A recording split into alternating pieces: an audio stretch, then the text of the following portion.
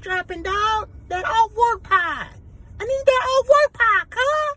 I need that off work pie when it's dropping, cuz. I mean, the nigga is a 2-time All-Star. Shit. Only niggas I that get can Don't ever compare Ben Simmons to Kobe and Jordan ever in your life. Yeah. Okay, relax, because I ain't comparing him to Kobe and Jordan. So y'all. They're the only ones that get episodes. All right.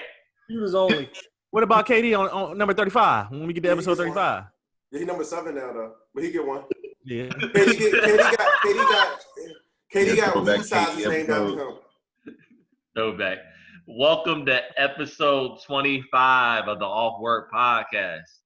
What's going on? Hey, we have a guest. We have a social media influencer. You know what I'm saying? This is our first influencer to the podcast, man. Good, What's was good, good, Warren? man. Man, I'm good, man. Just chilling. Good to see y'all, man. Doing y'all thing. Boys got 25 episodes under the belt. Consistency, I like it. Yeah. And to the listeners, this is the man that created our art, our logo for our podcast, and the opening music. So we want to get a few episodes under our belt before we got you in here. You know what I mean? Hey. I'm just glad to be on, man. It's an honor. Warren, what do you consider yourself? What's your title? Facebook comedian. Yeah, he is. I I don't really know, man. Some people say I'm an influencer. Some people say I'm popular. Some people say I'm talented. Some people say I ain't shit. It's I'm just Bro, you gotta bring back those hip hop videos that you used to do. Them shits used to see, this is much like the hip hop translated videos. It's like my life. I find things, I like them for a little while, and then I set them free because I no longer like them. It's just I feel that the way it works. Hey, man. But I do want to do those again. To the Houston listeners, every day, dog, everyone's talking about the pudding, dog. Everyone wants that back, dog. Yeah, and you got to bring that back. I think I'm gonna do something for the holidays, to please the people one last time, and then I'm done with it. Yeah, Drew fat ass had two of them last time we was in Houston. He was. It's good, dog. This is are too good. Yo, man, people used to threaten me about that pudding. Like, I had people run up on me that I didn't even recognize. I could be like walking through the Galleria, and people like, "Yeah, you ain't got no pudding on you." Like, why would I be walking through the Galleria with pudding on me, bro? Who strapped with the pudding on their back? Like, come on, fam. Chill. Hey, so, I know a lot of our listeners and a lot of people I know are like kind of like at a point, especially during COVID, where people are losing jobs and, a lot of people working from home, and we had to get that entrepreneur spirit going on. So I'm like, a lot of friends like, yo, like, I want to get like my business ventures jumping off, especially during COVID, like while, I have a chance. So I know you made the move like, what, a year ago? Quit your job and went. About a year and a half ago. Yeah. So what would you say is like the toughest part about it and the best part? During COVID or just overall? Just overall. I think that when I finally, because if I would have walked away when everybody else was trying to convince me that I should have walked away from like working for the man, I would have failed because I wasn't scared enough yet to walk away. So it took me being afraid of being stuck in that hamster wheel over there to be like, okay, I'm gonna walk away and then I'm gonna do this. So I had to burn that bridge completely because I knew I could always go back to that job if I just quit with a 2 weeks notice. That was my second time going back after saying this job, like that job is the reason why I even started doing Hip Hop Translated. Because I would sit in my car and I would go get something to eat and I would drive back to the parking lot of my job and I would put my phone in front of me. I would eat my food and then I would press record and I would just do stupid shit so I wouldn't drive home. So it was like, I was like depressed. I was like, all right, those videos came from like, yo, I don't want to quit this job like that. So I'm going to do something to make myself to sit in the parking lot. So that all came from that. And then me buying a camera came because I'm a perfectionist. And it was like, I want to be able to make these look even better.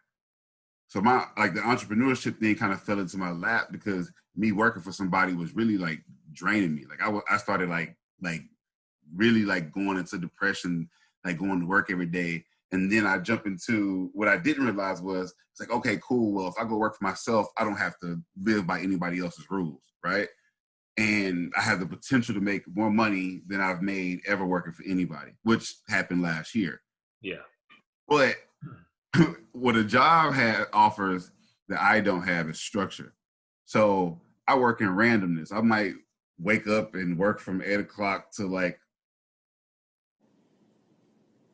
a.m. and then go back to sleep and then get back up at 11 and then work till like 8 o'clock at night, go back to sleep, and then maybe sleep for like off and on for like a day or two and then get back to do work. Cause for me, it's like, oh, I can do whatever I want. I'm like a kid in the candy store until I get stressed out. Then I can kill a bunch of work at one time. The procrastinator then wakes up. But now I can't handle that because I'm starting to take on bigger projects that require more than my talent. So now they actually require effort for me. Like talent is easy to me. Effort is not second nature to me because things that come easy to me, I can execute with ease. Things that require my attention fuck me up every time. Damn. So now you're strictly going to like shooting music videos. So I saw on Facebook that you're done with the photography and you're strictly shooting music videos at this point. Mm-hmm. Yeah. Damn.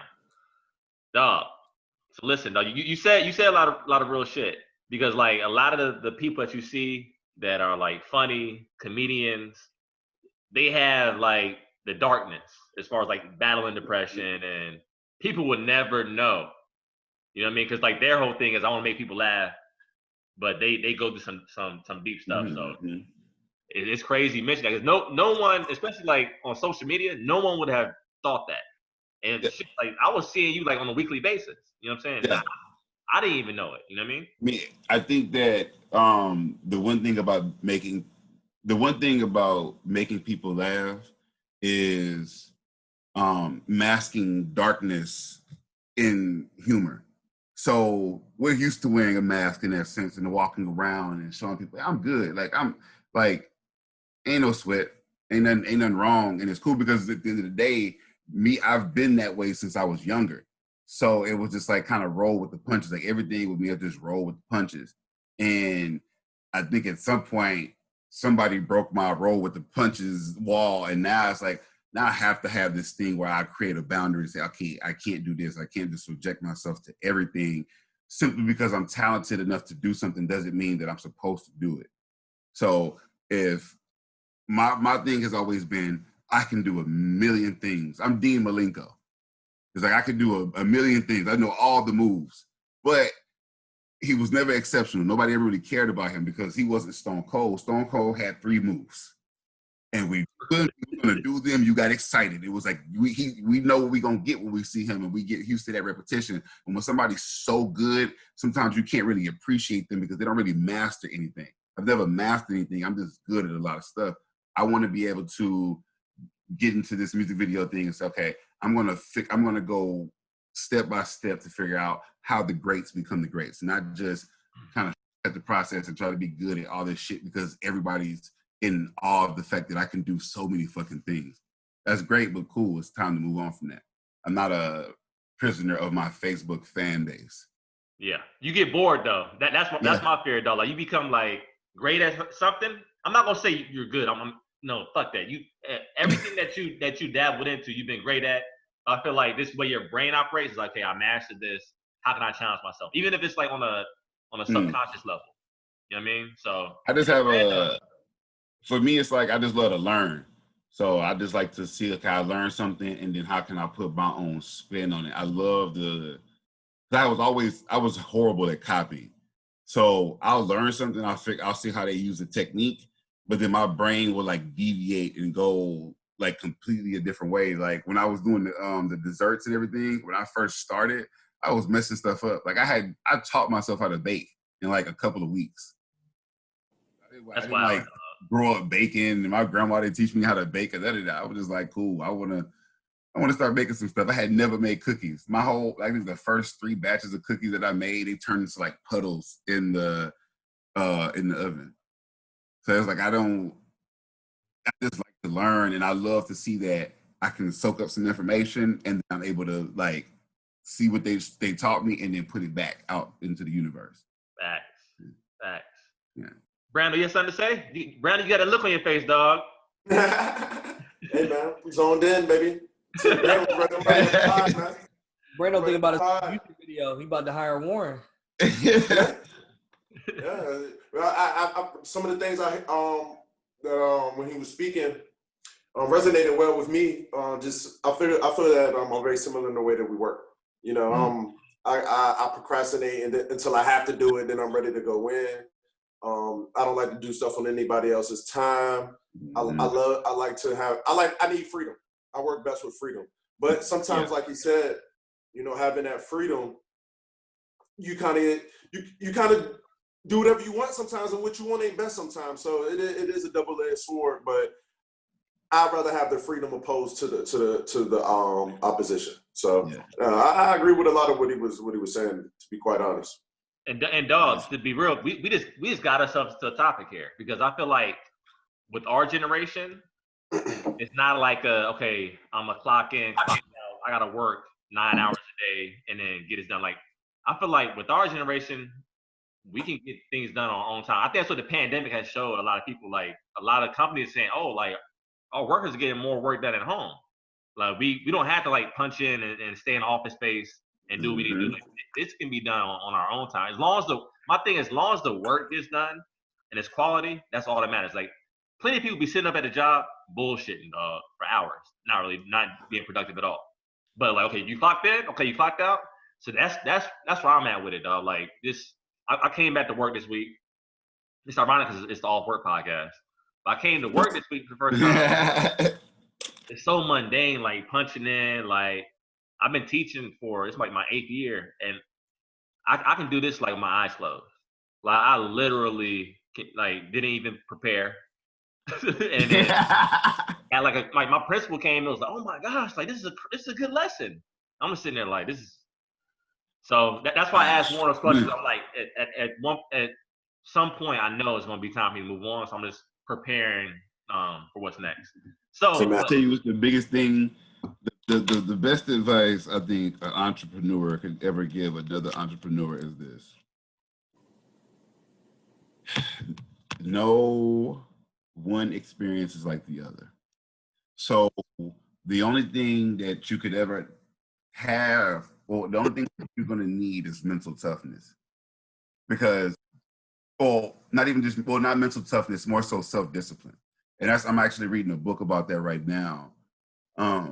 Because that's kind of what I lack. Is like my motivating factors from the time I was 16, basically up until a couple of months ago, was fear. Fear that I wouldn't be able to provide for somebody else, not even myself, but just other people that depend on me. I'm no longer in a relationship. I'm single. I no longer have my brothers depending on me, my mother depending on me, my girlfriend, my wife, side bitch, whatever. Nobody depending on me. You know, nothing. Nobody's depending on me anymore. So it's like, what is your motivating factor now? Like, what pushes you? Because I've never, as long as I took care of everybody else, the people I kept close to me pretty much made sure I took care of myself well enough to get where I am. Right. Not taking care of me, but make sure that I didn't kind of go off into this damn deep end. Like I've had this, like, taking off in September, like, really messed me up because I've never been off that long. Like, I've never, like, not had a true obligation for that extended period of time. I wasn't worried about money. So that's never happened either. So it was just like, I really was like, whatever happens, happens. And now that I got depressed, and I was like, all right, you got to get back to work. So I started two music videos this past weekend. I started to feel better because it's like, I don't care what they say. When people are like, oh, you got to sit still. Shit, not me. I don't feel good when I sit still. I like to work. I've always been a worker. Like I like to put my hands on stuff, and I like to make things, and then it's shit that's there now that wasn't there before I made it. Yeah. Sitting still for me is like, like my brain run too much. My thoughts, like I had a tarot reading last night, like crazy because the cards kept showing that I think a lot. Like I'm constantly in thought, like even in my sleep. Because I don't even dream. I don't dream at all, but I think a lot in my sleep. Like I haven't had a dream in like 4 years. But I constantly think in my sleep, like I think about my work. Like I literally work or edit through in my dream, like in my sleep, not even dreaming. I'm just like thinking this technical words in my head, no pictures. It's like, okay, you're gonna want to do this and do that and do that. I'm like, why am I even thinking about that? You're supposed to be asleep. And I talk to myself like that in my sleep. Damn.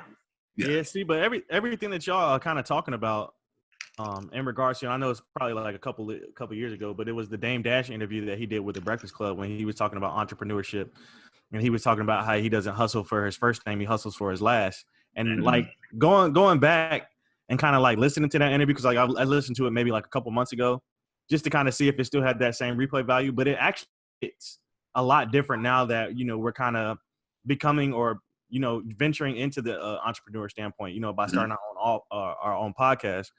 Because it's like at the end of the day, like, yeah, we are working for, our respective companies, Drew, Jarvis, and I. But at the end of the day, if something was to happen to us, can we pass that down to our kids? Hell no. Hell no, right? So, I mean, and we thought Dame Dash was crazy as shit for saying stuff like okay, everybody has to have a boss at some point in their life. Like, yeah, we get that, but like what he was saying made sense.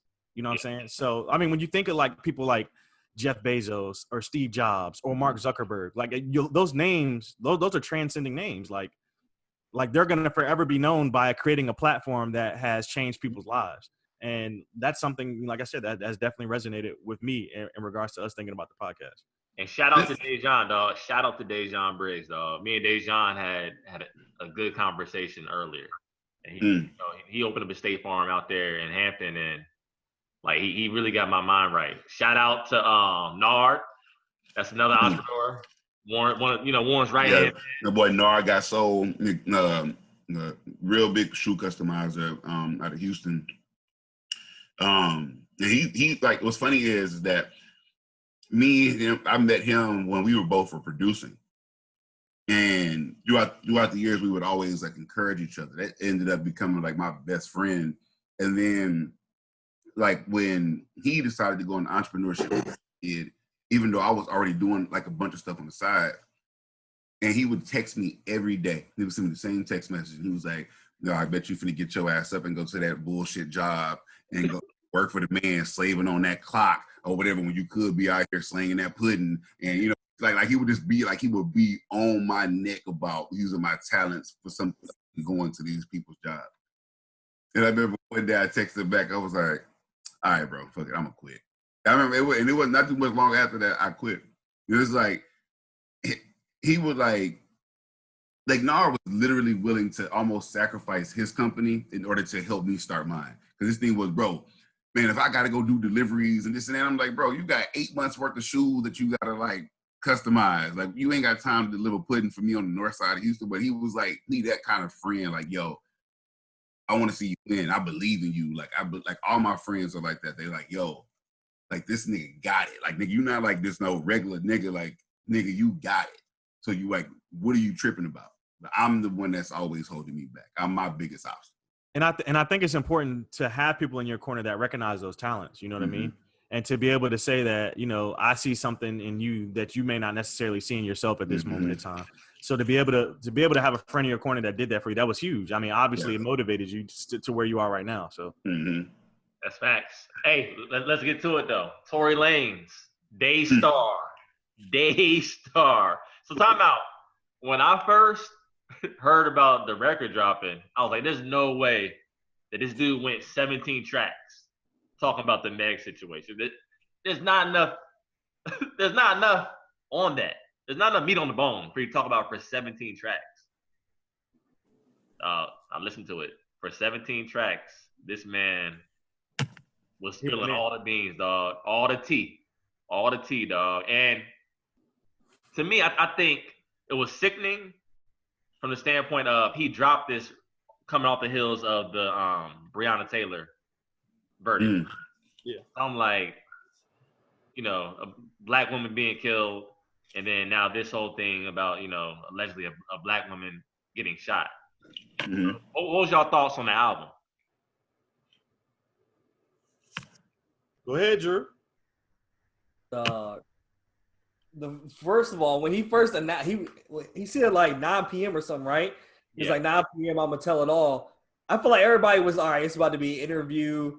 It's about to be a live, something like that. Like he's about to just tell us out of the story.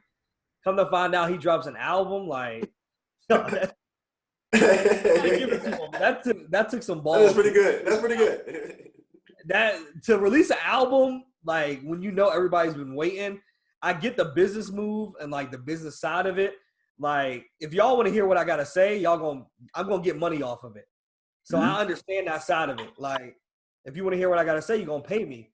But at the same time, I feel like this isn't that type of situation. Like this was a lot more serious than that. Like I feel like this really needed to be addressed, like in an interview, something like that, instead of in a song.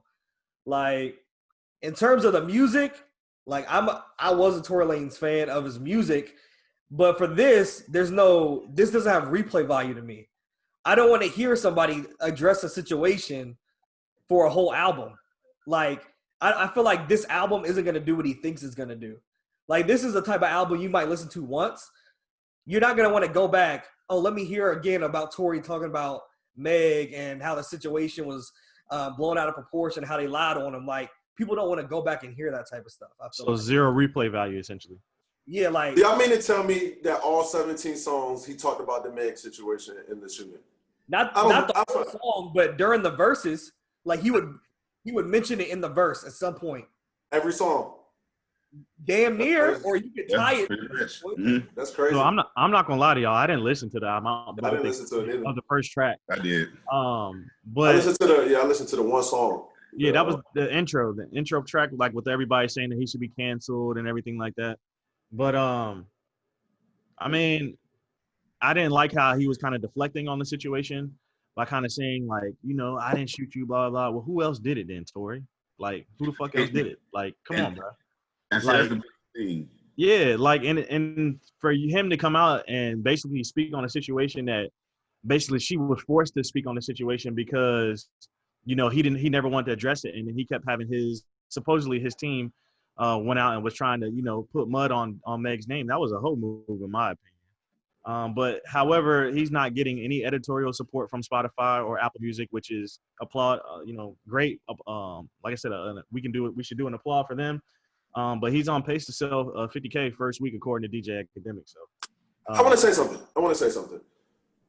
I get everything with like companies like Spotify and canceling and certain, like you say, not giving him the editorial space.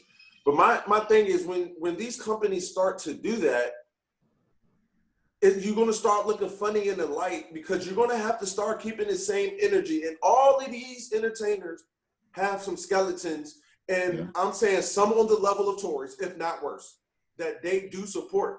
So everybody just has this bias, bias, and that they just want to be politically and morally correct. I get it. So I'm not. I want to interject. I just want to interject really quick, and I'm gonna let you finish. But the thing is that now the whole protect Black women thing has been amplified. So I think now, companies have now started to recognize that this is the current trend. So now they have to stick with it. You feel what I'm saying? With that being said, with that trend in mind, still there's going to be people where they're going to have incidents under their belt where you're going to say this goes against protecting Black women. Like for instance, I see somebody say something and they were like, Rick Ross is going in on Tory Lanez. But a few years ago, Rick Ross was under fire for having the Molly and the champagne. I'm just saying, man. No, that's fact. Like, so we got to be we can't be the moral police. Yeah. Sometimes you just got to let people have their apology. If you don't want to support them, cool. If you want to continue to support them, cool. But with the judging and all of that, I'm just saying, it's a slippery slope. And your favorite artist is because my thing is this. It shouldn't even be. Like, my thing is this, whether you believe Tory or whether you believe Megan, he hasn't been proven guilty in the court of law. Exactly. If I'm picking a side right now, I'm picking the side of Megan simply because Megan told more of a complete story than what Tory told. So like Tory was like, I know something and I kind of know something, but I'm not gonna say it because the case is still open. Megan was like, whoop de whoop, bam, this nigga, that nigga, this. So I'm like, I'm more inclined to go with her because she gave a little bit more detail. I can paint the picture better. Tory got me over here like, nigga, you rhyming real good. So he said shit, and I don't like it. So when you get into this space now, he's looking even more guilty simply because he came out and he didn't even give people more info than what they already had. So now you look like you're using this as an opportunistic situation, and then you fire back at all these people. This is the problem with him firing back at those people. I know Tory. Tory literally just went back and forth with Joyner Lucas battling on Instagram because he wanted to battle other rappers. Tory likes attention. So Tory wants all these people that dissed him to say something back because he wants to keep being mentioned. Like, he gonna mention Bun B and J.R. Smith and all that, man. He knows they gonna be like, oh, I'm gonna respond because these niggas are too stupid to not, like, to be like, man, that little nigga. They gonna respond. Now you keep talking about Tory. Now Tory keep popping back on the shade room. You respond. It's just he knows how to work the media cycle. They don't. To a lesser extent, he lives in the same vein as 6ix9ine. Like they live in the same area. Like they do some of the same shit. 6ix9ine may be taking a little extra, but they do the same shit if you want to call a spade a spade. I mean, but 6ix9ine also knows too. His thing is people not gonna like me regardless, so I might as well be the villain. Like yesterday, I watched the story of like the backstory behind Tyler Hero from the Miami whatever. I been watching basketball like that. I was like, damn, this kid is good. And he from the hood. He went through something like that in high school where because he decommitted from Wisconsin to go to Kentucky. Like he was getting like death threats and all types of like crazy stuff was happening to his family's house and cars and at the school and all that type of stuff. So he started to like embrace this role as the villain when he would go into these other schools and play because even his like home school, like his fans, they wanted him to stay. They wanted him to stay in state. Yeah, they were like saying like crazy stuff to him. He was like, okay, cool, I'm gonna be the villain. He was going like that killing boy. So I mean, sometimes Tory's smart in that sense. He's like, look, they canceling me regardless. I might as well play the villain because they too stupid to not listen. That whole situation is still so bizarre to me, bro. Like, and I agree with that 100%. This situation is so bizarre, and that's the reason that, like, I can get your point. I can get like the optics. You can choose who you believe right now, and I can choose who I believe. But it's so bizarre. We don't know what type of twists and turns this thing may take, and the investigate. I don't know what's going on with the investigation or who's charged, right there. Who's arrested. If we all know he shot her, why isn't he in jail? Like, I'm just confused about everything. So I just have the attitude is like, at the end of the day, you're still taking one word or another, and then you can pick who is delivering their word better, who's more believable, whose side you're going to take. You can do that, and I'm not going to judge you or knock you for any of it. But it doesn't make. And none of it makes sense to me still. I'm just still lost. I don't get none of it. I just don't get it. I'm surprised that they were even dating. Yeah, that was surprising to me as well. This is so that was just shocking to me. Like this whole thing, like he shot Meg. Like so when they shot Meg, I wasn't even thinking like on some dating things. I'm like, because I didn't think she would date him. I didn't think she would like him. I mean, I just didn't think that. You know, did the girl get her? I mean, I think he is, but I didn't think he was gonna get big, tall Meg, and he's little. I just didn't see that combination. Well, he clarified on the album he's 5'7". That's cat. I've seen that man in real life. He was at the celebrity basketball game in Miami. He was playing. That man does not know 5'7". Did y'all see that video when he was on Sway in the morning and he was sitting down? When he stood up. Hey, let's not shame that man's height. Because But Brando, to see someone sitting down and when they stand up at the same exact height, That's wild, dog. That shit was funny. Look, that's some Uncle Terry type shit. That's some Uncle Terry. Now, that's the type of dude I would fight. Nigga, I'm fighting him, all right? 5'3", Drew. Hey, You will fight a dude that's 5'3"? that nigga look like he bite. You fuck that.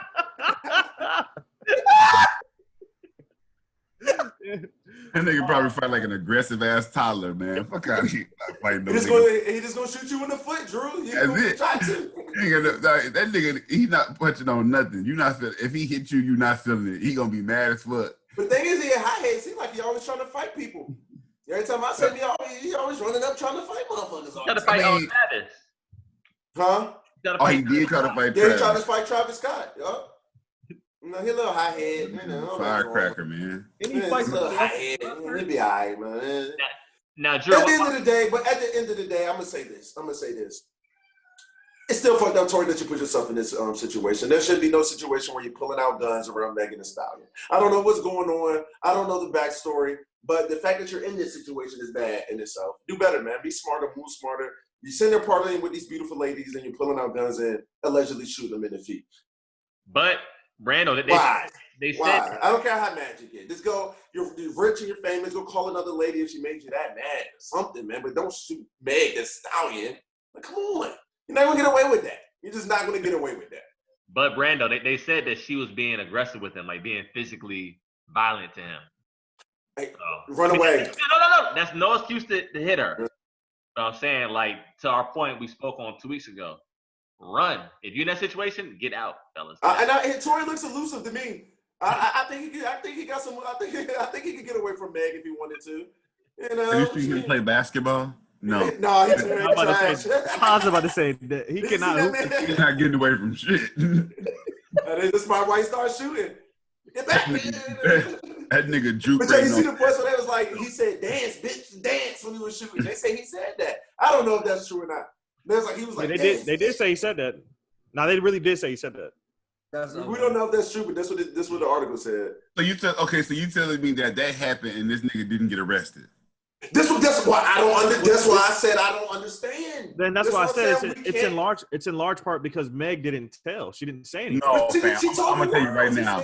I'm gonna tell you right now, fam. Ain't no fucking way that if that shit happened, you in a car with somebody, a gun even just goes off by accident. Plaxico Burr's gun went off in the club and shot him goddamn self, and he went to jail for shooting himself. Ain't no. That's the New York gun laws, though. They're crazy. Even if she lied and said he didn't do it, they'd have been doing some. Everybody in that fucking car had to be. I'm talking about tight-lipped. Don't say shit. This is starting to sound like some Illuminati sacrifice type shit because this don't make sense. This doesn't make sense. And that's why I said we gotta slow down on the Tory. We just don't know. No, I know it sounds crazy. My What's thing going on? is This shit don't make sense. We still don't know. We just don't know. That's all I'm saying.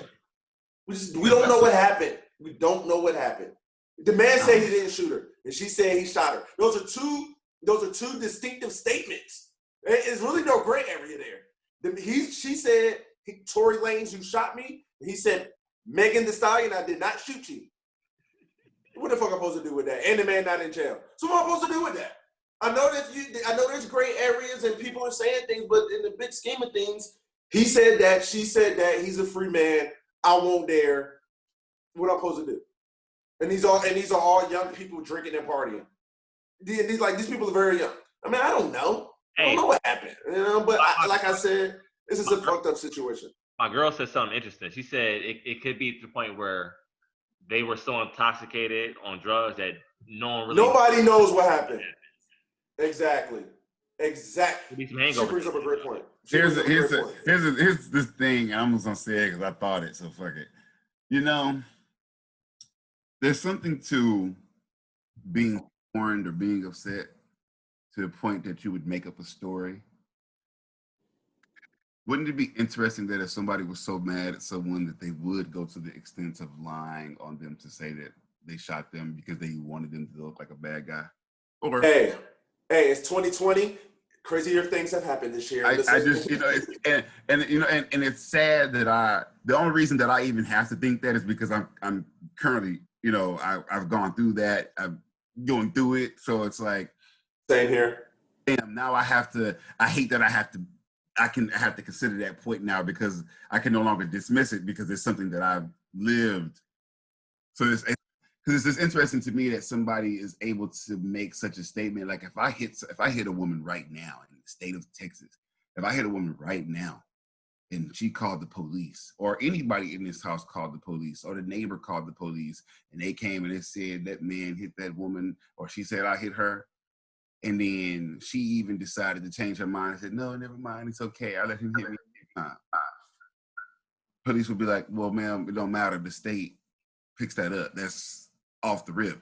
Yep. We're talking about a gunshot wound, Yeah. not a slap. And this man walking free. It makes no sense. Yeah, it don't make no sense. Like Makes no sense. Ray Rice was in the fucking elevator, fam, and this drug.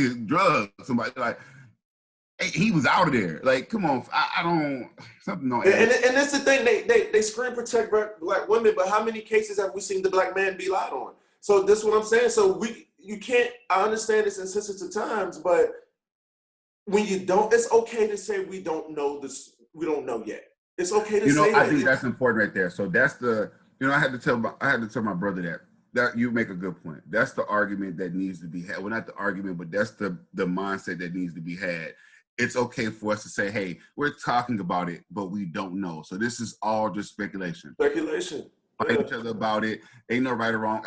It's not no toxic masculinity or no misandry or no anything. It's simply we don't know. This is the possibilities because we've seen things come out and then be like, oh damn, well it didn't happen this way. We seen Jussie Smollett. The whole world believed Jussie Smollett. This whole first, and then he turned around and he was lying. So yeah, like we've seen it. So it's like I always try to tell people we taper the conversation based on the way that we want to have it, but you also have to be open to the mindset that you can't possibly be wrong until you actually know concrete facts, because they could even go through a court case and they could find that Megan is lying and that could actually still be wrong. That could just be unfortunate that the way that the evidence ended up panning out, it made her look more wrong. Yeah. And we could come. You never know. We could come find out during the court case that she shot herself. You never know what could happen these days, She could have shot herself. It's just I'm just saying weird shit happens. Weird shit happens, and you cannot discount that. You cannot discount what you think is impossible. Yep. And we've all been in situations to where it's been like blatant lies against us, and us as men, me speaking from my perspective, like there's been situations where like word get back that I've been run through the mud through like mutual friends, and they tell me, is this true? And as a man, we gotta keep it hush mouth and let it be what it be. Because if you state your case, a lot of ways, no one's you're gonna be looking like Tory looking right now. This is gonna be looking like you're gonna be looking like this is how it is, man. But it's okay. Listen. Women have issues that they have to deal with that are unfair, and so do men. It's just life. You just got to deal with it, and this is the way it is. That's just the way it is. But let's make it clear that we're not trying to I know we kind of went off on this, but we're not sitting here trying to say that we're saying that Meg is lying on the black man, and we're not saying that Tory's innocent or Tory's guilty or Meg's guilty of it. For me personally, I'm simply saying I don't know. You don't know. You don't know. It's all speculation at this point. There's no concrete evidence either way. But good luck to all parties involved, and blessings to them, though. So I've been seeing a lot. The fellas said I can't say surf the net anymore. So I've been seeing a lot online on my phone about expensive dates and what is considered an expensive date. Like me, I'll be all the way real with you. You know how I gave it up. Back in my single life, I told y'all straight up, I'm taking a joint to the coffee shop, which is which is free, or she'll get a little coffee or whatever. It's gonna be bare minimum, and that's like my vetting process. Like off that first hour at the coffee date, I know whether is this I don't see a connection between us. We go our separate ways, or okay, I like the conversation, and let's rev it up for date number 2. But a lot of cats out the gate. Now, I'm gonna be real with you. It was the summer of 2012. That's when I was interning in VA. Fellas, there was a chick I was trying to get at. She was like a cheerleader at ODU, right? Trying to get at her for a while. So I threw out all the stops, dog. I took her to Virginia Beach. We had a bike ride along the beach. Then we went to go get like to a sushi spot. Then after that, I took it to a nice little dessert joint. And then after that, we went like it's like a carnival, and we had like a nightcap. Like it was a whole 9, dog. So at the end of the day, I try to give me a little kiss, a little peck on the cheek, and she kind of like moved, which is cool, because I feel like a lot of cats going to like I'm spend this bread, I better get something, which is no, fellas. No, I agree with you. I agree. That's not girl getter habits. No. That's not girl getter habits. But yeah, I told her a good time, and then we have a mutual friend, Chad, and Chad was like, "Dog, what was you doing on that date, dog? Like, she's saying that you was being cheap as hell." I'm like, "Dog, I did all this stuff," and he was like, "Nah, dog. Like, she's saying that you didn't take her to like a high-end restaurant." Huh? And I'm like, I thought we had a good time. So that kind of dog, like that date. And to the female listeners, this is a college student. This is like not career Jarvis. I spent Career Jarvis. I spent like 200 bread on that date, $200, which, like I said, I was a college student. That's a lot of money. Bread, dog, for a broke ass college student. And that just showed me, like, you know, certain, I'm not gonna say women, but certain people have like a mindset of like just not being grateful. I feel like my time is my inventory. So if I'm spending my time with you, that should be good enough. If we put like a value on things, which led me to what Warren said last week on this post. We're gonna get into that. You said relationships. You have to give up a lot to be in a relationship. We're gonna get to that topic. So I'm asking y'all like expensive dates. Like what do y'all consider like an expensive date? I mean, that's a very subjective question. It depends on what's expensive to you. Me personally, right now, 200 is I would say that's an expensive day. I don't think that's like over the top, but I can have a great time for way less than that. You know, I just know what I can. I know that I can, but and I know I can go over 200. You know, too. You know, for me personally, it just doesn't matter. It depends on what I'm in the mood for. To be honest, if I'm in the mood, if the girl always says I choose, so we're going wherever I'm in the mood for. If I'm in the mood for something like that, then cool. That's what we're gonna do. If not, you know, then we're gonna do something maybe a little more low key. But my whole thing when I'm going to I just want to have fun. I just want to turn up, talk, laugh, joke. You know, get a little close. You know, that's all I want to do. That's all I want to do. You know, Hey, I'm not mad at it, dog. I'm about to say I'm not mad at it at all. you know, that's all I want to do. So, but it just depends on me. But it's just depends on what you got for real, man. Like if I got it, I don't care. And if I don't got it that day, I'm not gonna let you know that. But I might just live in the means that I got right now during that time. But I don't know about either one. I'm gonna say one more thing. I'm gonna let y'all get y'all shit off. I do believe that as the guy, I'm gonna pay for the date. Yeah, exactly. So if I know that I'm paying, I'm gonna be in control of the situation. That's all I'm saying. And I'm not gonna make it known that I'm in control of the situation. I'm gonna just understand what I got and what we're working with, and I'm gonna work with that. That's all. But I'm gonna, you know, that's all. But it don't matter. It's no biggie.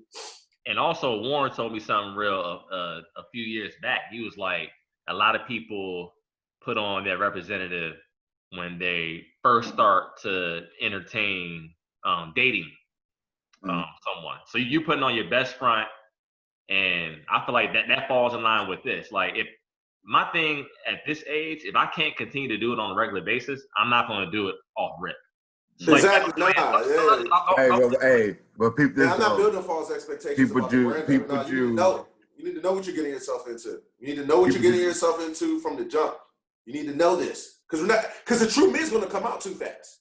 It's going to happen too fast. So I can play a role for a couple nights, But you're around me enough times, you're gonna get the real me. But people tend to hold on to the very beginning. Like, oh, I remember when we first started talking, you third, and you not like this no more. Cause that won't me. I mean, I got you now, baby. Hold on, but y'all let Warren get his shit off because I know he has some heat. Go ahead, Warren. So because the thing with so like Jarvis said, being like that whole showing your representative, right? With old girl, had you shown her the real you would have figured that out faster than if you wouldn't have spent that $200. Exactly. Save some money. Exactly. Had you who you were, but your thing is that you also kind of don't know who you are because who you are depends on how much you like somebody. Like, oh, she fine. My who you are is $200. Or you just okay. My who you are is coffee shop. So you have to kind of figure out who you truly are because. So you know how people say a bad bitch will make you come out your pockets. Like niggas be like, oh yeah, you can get all the steaks and all the cheeses you want, but if it's just a chick that you just cool on or whatever, like shit, you go get some go karts, like whatever. You just never know because it just depends on who you talking to. So it's just like it's just different. It just depends on how you would entertain her. But you were so into her, you were thinking like, oh, Notebook type shit, and she was on some like shit. I want that nigga to wine and dine me like I'm an NBA baller bitch or some shit. And honestly, dog, like if a regular dude just would have took her on like a basic McDonald's date or whatever, if a dude that she was really interested in, she would have been cool with that. There you go. Exactly. This is why compatibility and interest is very important.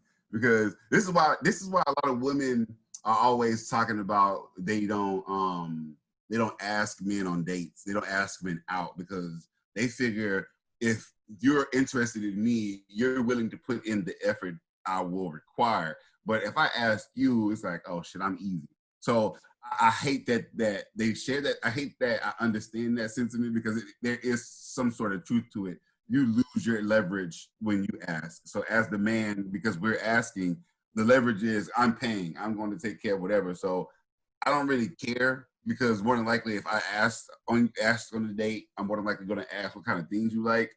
And I'm going to plan according to my budget anyway. Yeah. So it's like, I'm a hungry motherfucker. So food really, I don't care what it costs if it's good. Like, I'm gonna probably buy it. If I went to the restaurant, if I go to Perry's, I know I'm gonna come out for almost probably $200. So I just know walking in the door, hey, let me prepare myself. This might be a drunk, and she might want to get 3-4, elderflower lemonades or something, and talking back some margaritas. And now I'm over here looking at this bill like, all right. Yes. Hope you on your phone, start transferring something. Hey, listen. One time, like I took the shorty out, we went out, and I was going up well above my means, and I knew that from the get go. I knew what was going to happen, but I had a plan. This is a true story. I don't even think I told people this. I don't think I told people this, but so we go to the date. Everything goes well. But what I did was I told her, hey, come scoot me on. I don't feel like driving, just scoot me. You know what I'm saying? I got a car. I had a car at the time. This is years ago. I had a car and all that, but I just told her to scoot me.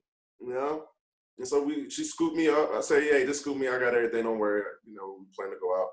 So the bill gets there. And when I'm talking about I didn't have no money, I had my account was in the negatives at this time. God damn, Brando. My account was in the negatives, That nigga was risking it all. Yeah, right. I was risking it all. So I said, hey, hey, go ahead and go get the car. I'll take care of this. You know what I'm saying? I said, hey, go get the car. I'll take care of this. Just meet me up front. By the time I'm done with that, you be up here. She said, cool. So she go to the car. I give it enough time. She pull up. She don't know she my getaway driver.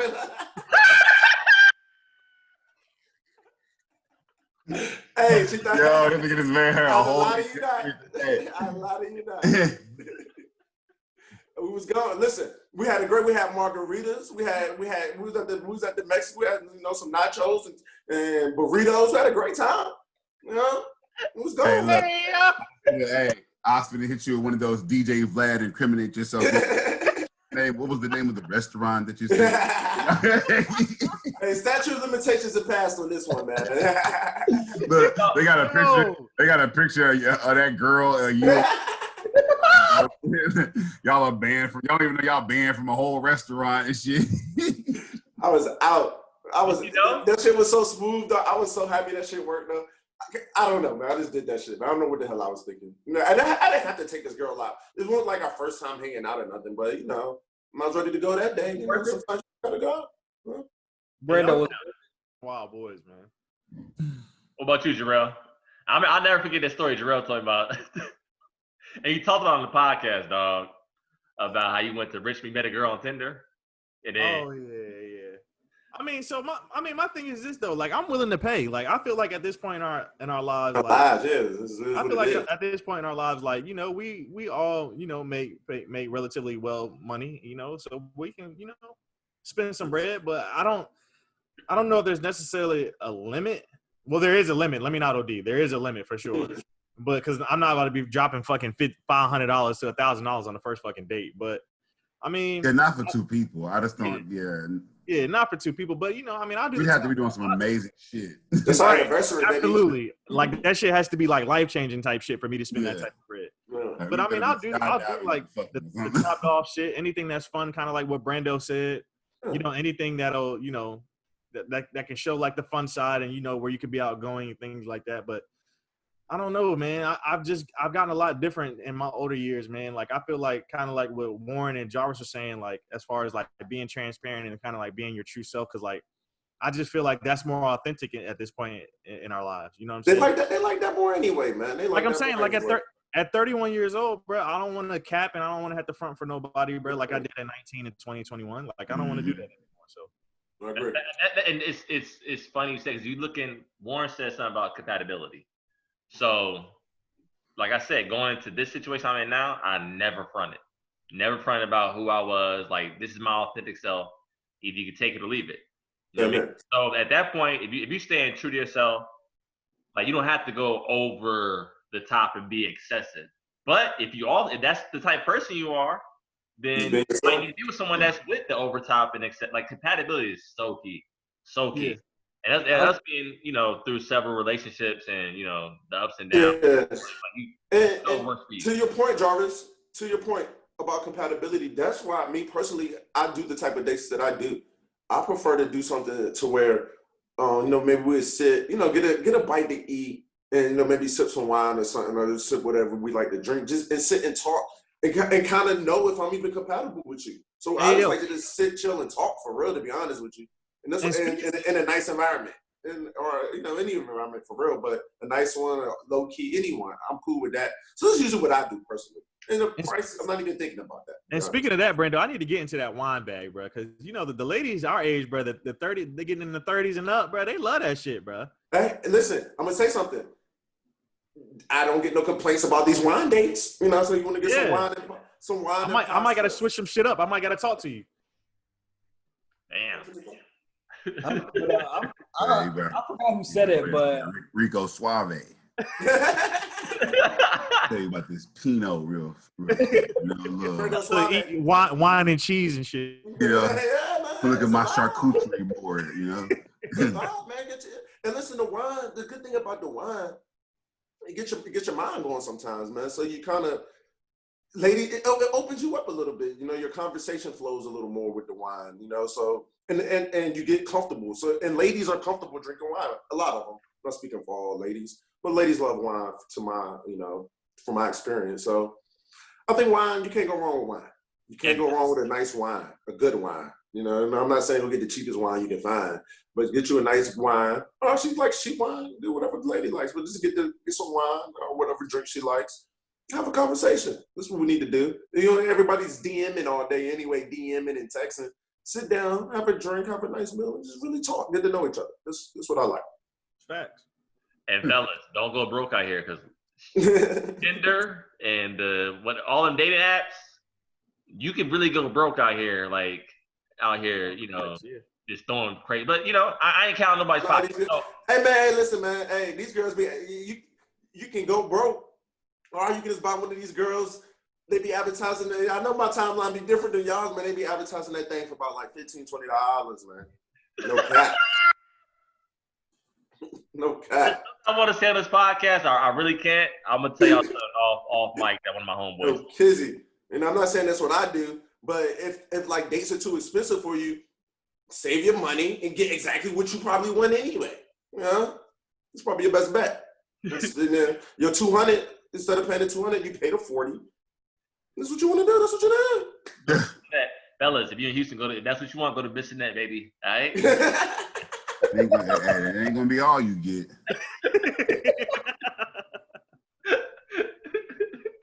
Nice. You know, pay that 40 boy. Now, listen, Thomas, how do you know the exact price, dog?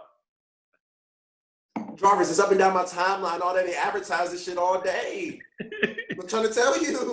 Rando's time. I need to see the timeline for a day, dog. Jarvis, you have no idea. Matter of fact, I'm gonna tell you something off air as well. You guys have no idea. This shit is a wild place, and that goes back to algorithms in that movie I watched. I might get into this later on what you've been on. I watched the social dilemma. Yeah, I watched that, and everybody is getting a different reality. So you remember how we was coming in? I thought about that conversation we had in here where y'all was like, Brandon, what's up with your timeline? Drew was like, and me and John was like, nah, this be going on all the time. I mean, me and Jarrell was like, this be going on all the time. You know, and y'all like are like, I'm a 50, so what the hell me and Jarrell talking about? Yeah, I'm a 50-50 split. Those are called I'm 50-50 too, Jarvis. echo I mean, chambers. Jarrell, but I see a lot of it. You know what I'm saying? What? They're called echo chambers. Yeah, you live in an echo chamber. Yeah, so it's like I don't have a lot of women on my timeline that are like man bashers. Yeah. Because I don't allow that into my space. So that is not a part of my echo chamber. So the echo chamber is the stuff that you constantly see, like what comes up, the things that you allow. And even in the world, like the things that you occupy your space with, like a lot of people have no idea there's prostitutes on Bissonnette, and they drive up and down Bissonnette all the time because their echo chamber isn't talking to people to be aware that these people walking up and down the street are prostitutes. They don't process it that way. They just process it as somebody walking down the street every day. So it depends on the information you get yourself to. Yeah, and my shit, I'm telling you guys, it's a wild place there. Man, I'm trying to tell you. I don't know why my shit like this. I don't know what the powers to be think of me, but they be placing me with some wild people and some wild shit. I see it all, man. You follow them, nigga. I mean, but you follow them, nigga. The powers that be. You follow them. What are you talking about? This nigga capping. like it's forced on them, right? Hey, the universe has put that in my lap, you know. But it's like the reason is because a lot of these people be from my hometown, though. So like I kind of like know some of these people I might seen them before, and I would say a lot of times. You know, I don't be like random. I got it. I know exactly what it is, and this is the perfect segue. So my boy Sammy, he got a Facebook page called the AutoZone. Now this is the wildest Facebook page on Facebook. It's this raunchy, nasty. They talk about this wild stuff in there all day. And like a lot of the people on there, I click on their page, and you guessed it. Guess who the mutual friend is? Brandon. What? Wait. Well, everything I love, dog. Like today, I was just clicking on some of these people, and you're like the mutual friend. Like, it's only one mutual friend up there. It's you and Sammy. He's the common denominator of all the crazy shit. Now, on this page on the AutoZone, I'm gonna plug it. Well, what is AutoZone? I never even heard of this shit. I follow them. You follow a lot of people on there. AutoZone? AutoZone. OTTO zone.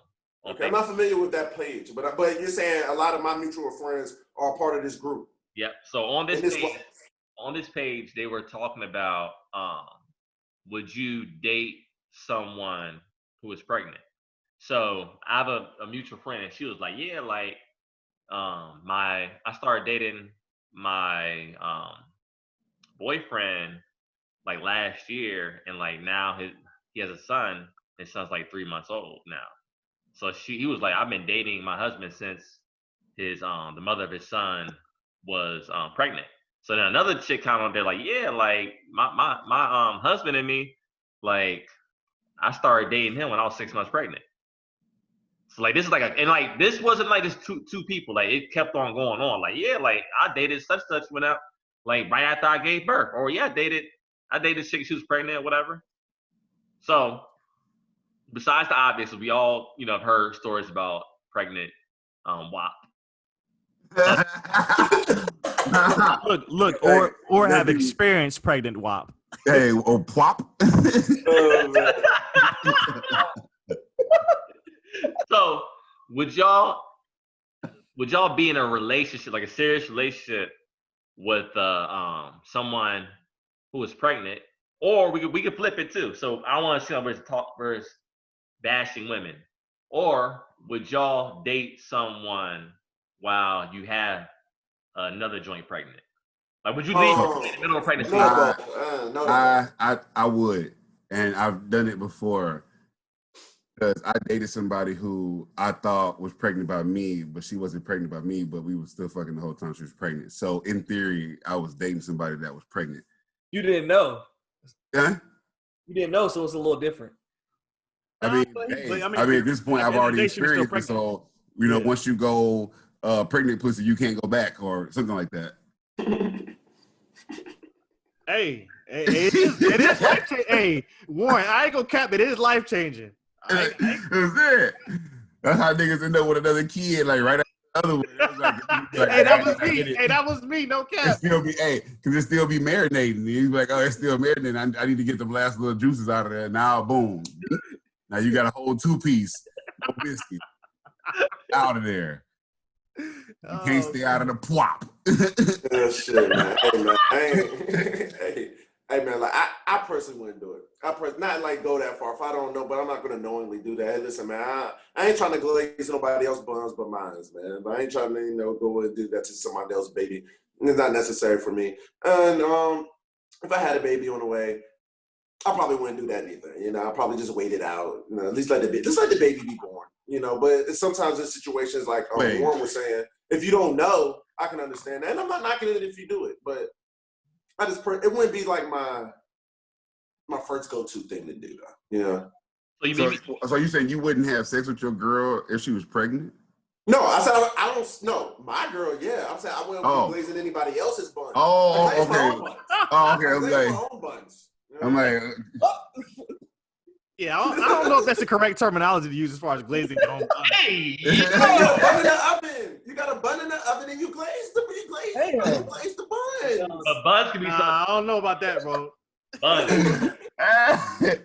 There's a bun in the oven. There's a bun in the oven. I don't think that's how you say it. Dog. Just say glazing. You just say you would glaze your own joint up. You would glaze your own baby mom's whatever. There's a bun in my baby mother's stomach. I would glaze my baby mother's bun. That's all I'm saying. I wouldn't glaze anybody else. That's all. Listen, dog. Yo, it's wild to think that I just realized what you're saying, and to think that is that even where it's going? All right, yo, okay, yo. So Jarrell. Yo. Jarrell, I mean, you said you done having kids. So yeah, Drew, I'm done. Hey, look, at least knock on wood, I'm done. Drew's the Steph Curry. Drew's the new Steph Curry of this podcast. So Drew, say you met well, I ain't gonna put you on the spot like that. I'm not gonna do that. Say you're not with your current girl, right? And you met a girl and she has everything that you wanted in a mate. Like y'all compatible, like everything just feels good, right? And a month into it, she says, "Oh, by the way, I was scared to let you know, but I'm 3 months pregnant." At that point, do you jet or do you stay with her? Because I'll be inclined to stay at that point. I think it depends on the situation. That I is. think it gave you the situation, nigga. No, it depends. What you mean? Hey, wait, what you say? What you say? Not a back, dog. What do you say? So he just broke down the whole scenario for Drew, and Drew talking about some what depends on the situation. It does. Because the key component that you're leaving out is the father of the child. But obviously she's not with him. Obviously she's not with him anymore. Okay, but is he going to be in the child's life? Like what type of father is he? Let's say that he is. Let's say that he is going to be. Let's say he's going to be like they're going to co-parent. Yeah, he's gonna be present. He going to the doctor visits and shit. He's going to co-parent, a normal co-parent. I feel like that's tough. So you just gonna be in there with another nigga, like both of y'all in there in the doctor's appointments? But you don't gotta Child go. family. You don't gotta go, Drew. The dad and the mom can go, and you can stay. Nah, I don't like that. You gotta go. Nah, I'm good. And you gotta be there for the delivery. For delivery, I'm with that's your Drew. girl. I'm with Drew on that one. Oh, you gotta be at the delivery. Yeah, that's It's your girl. You gotta support her. So you on one side of the bed, he on the other side of the bed holding her hand. That's wild. He holding That's one wild leg. shit. Drew holding one leg. wild He shit. holding the other leg. Both Hey, hands. teamwork make the dream work, baby. You know. I feel like that situation is a little too messy. Okay, for so me. what if What if he was out of her life? What if he disappeared on her? I mean, at that point, let's do it. Super Drew. I see you. dang. Coming So the same thing, you know? like my biggest thing, so Drew, you and your Steph Curry grind.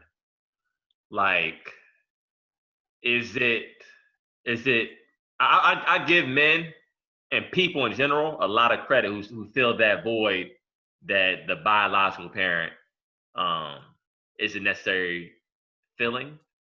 So that I also want to give you a props, dog, on this platform, because there's not a lot of that to love someone else's child like it's your own, like wholeheartedly. That hey, I give you all respect in the world, dog, for real. I mean, when it comes to like children, blood doesn't mean Yes. nothing. Like, it could be your blood, but that doesn't mean you love them to the end of time. You see stories all the time about people and their biological parents. They don't talk at all. Like, they don't get along. They don't speak to them. So the blood only goes but so far. Like, The blood don't make you family. exactly, Blood don't make you go family. deeper than that. Like, so to me, that's how I feel about it. It would be hard for me, because like I'll be all real with you. It would be hard for me to take on that responsibility if the father, say I'm with a chick and she has a kid with another man, and they're talking about the kid, and they get into it. He's talking to her crazy. So for me, it'll put me in an awkward position, because like I gotta stay in my lane, because that situation has nothing to do with me. But also, this is my wife, this is my girl, whatever the case may be, and you're talking to her crazy. So But I think- that balance that one has to play, especially men, we have a lot of pride. So that juggling games where it's like, okay, how many times are you gonna let this situation ride? Well, let me ask you this. I think Is it baby mother? as you being the other significant other, and setting a boundary and saying, hey, look, let's stop this, number one, really quick, because at the end of the day, this is my wife.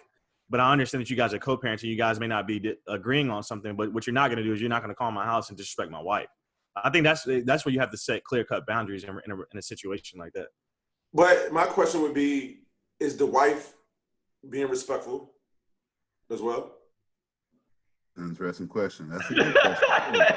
That's a good question too, because what's interesting is that some people curse and people take that as this very horrible thing, but some people can handle you without cursing, and that's oftentimes how a lot of women do handle men. They can handle men without ever raising their voice or cursing.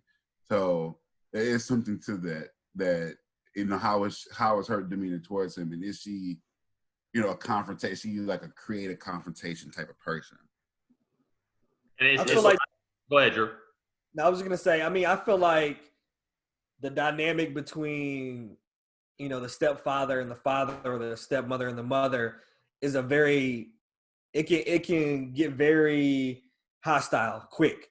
Like, you definitely gotta play your role, and it's tough. Like, I mean, I'm not dealing with it currently in my situation, but I can only imagine, like, you don't want to go too far, but also, like Jarrell said, you still want to stick up for your lady. So it's like, I can't imagine how hard that will be to kind of balance. But Drew, if he's a certain size, ain't much you can really do about it anyway.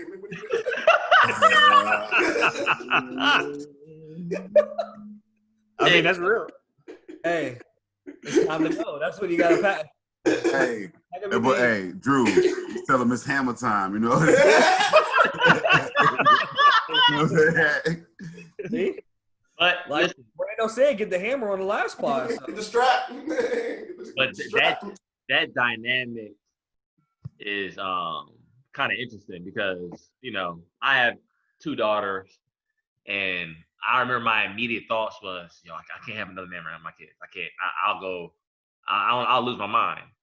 But at the end of the day, like me thinking about it now, like removed from that situation, like you want to see the mother of your kids happy at the end of the day, because if she's happy, the kids are happy. And also, like, there's enough love to go around. Like, the thing is, like, is that person treating your kids right? Because there's enough love to go around, especially from kids that come from, like, I would say fractured homes, but like parents getting divorced. They need that love that's being put out there for them. So there's enough love to go around. So I'll just end it on that note. And like Jarrell said before, like he ended up with two great sets of parents. Yeah. So like, yeah. Yeah, I grew up that way. I grew up with a lot of sets of parents, and I actually was talking about this earlier today. Because I had step parents or bonus parents, and then my biological parents were in my life. I had a lot of different villages that I was in, and like Drew and Jarvis said, it's a lot of love to go around. If anything, people love me more. They're loving you even more, to be quite honest with you, if you're around people that actually love you. So if you're around a village and everybody loves the kid can still have a great childhood. They really can. But if everybody has to work together, try to be on the same page, try to be adults about situations, and be mature, because it's all about the kids at the end of the day. And a lot of people don't realize. A lot of people get their own feelings in the way. A lot of people are petty. A lot of people pettiness. That's what it is. It's not at the point. It gets to a point where it's okay. Is this really about the kids or really about your ego? Exactly. And that's my where point. it is. I talked to my young boy. He was like, "Yo, like, cause he's going through a divorce. He like 2021, and he was like, "Yo, like," and he has 2 kids with her. He said, "Yeah, I'm gonna make it hard for any dude that she with. I'm gonna make it hard for her. She's gonna get to the point where she's not gonna want to talk to dudes. Like, it's just gonna be when I see him, it's on sight." And I'm like, "Dog, like your kids witnessing that? That's not healthy." Yeah. I'll speak from like a 30, 31-year-old man's perspective. I'm like, that's not healthy. I mean, you should want to see her move on. You don't want to be with her no more. Y'all had y'all differences. Like, you should want to see her happy. Like, and you don't get tired of fighting cats. And everyone think they the baddest motherfucker on the planet. But my pops always told me that there's someone else that's better than you at the end of the day. And that doesn't mean you back down, but if you continue to try to bully people, you gonna catch yours. Yeah. Look, everybody got a game plan until they get hit.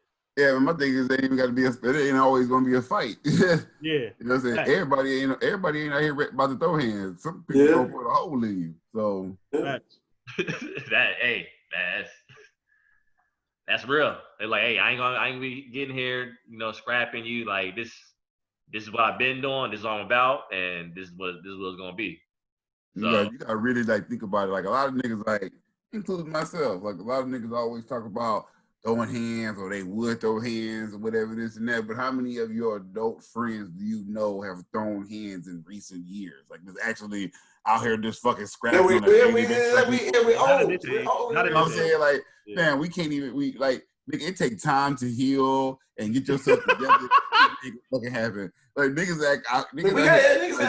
walking around here responsibilities tomorrow. And scrapping. Like even boxers trained to get in boxing shape to fight other fucking boxers that are professional fucking boxers.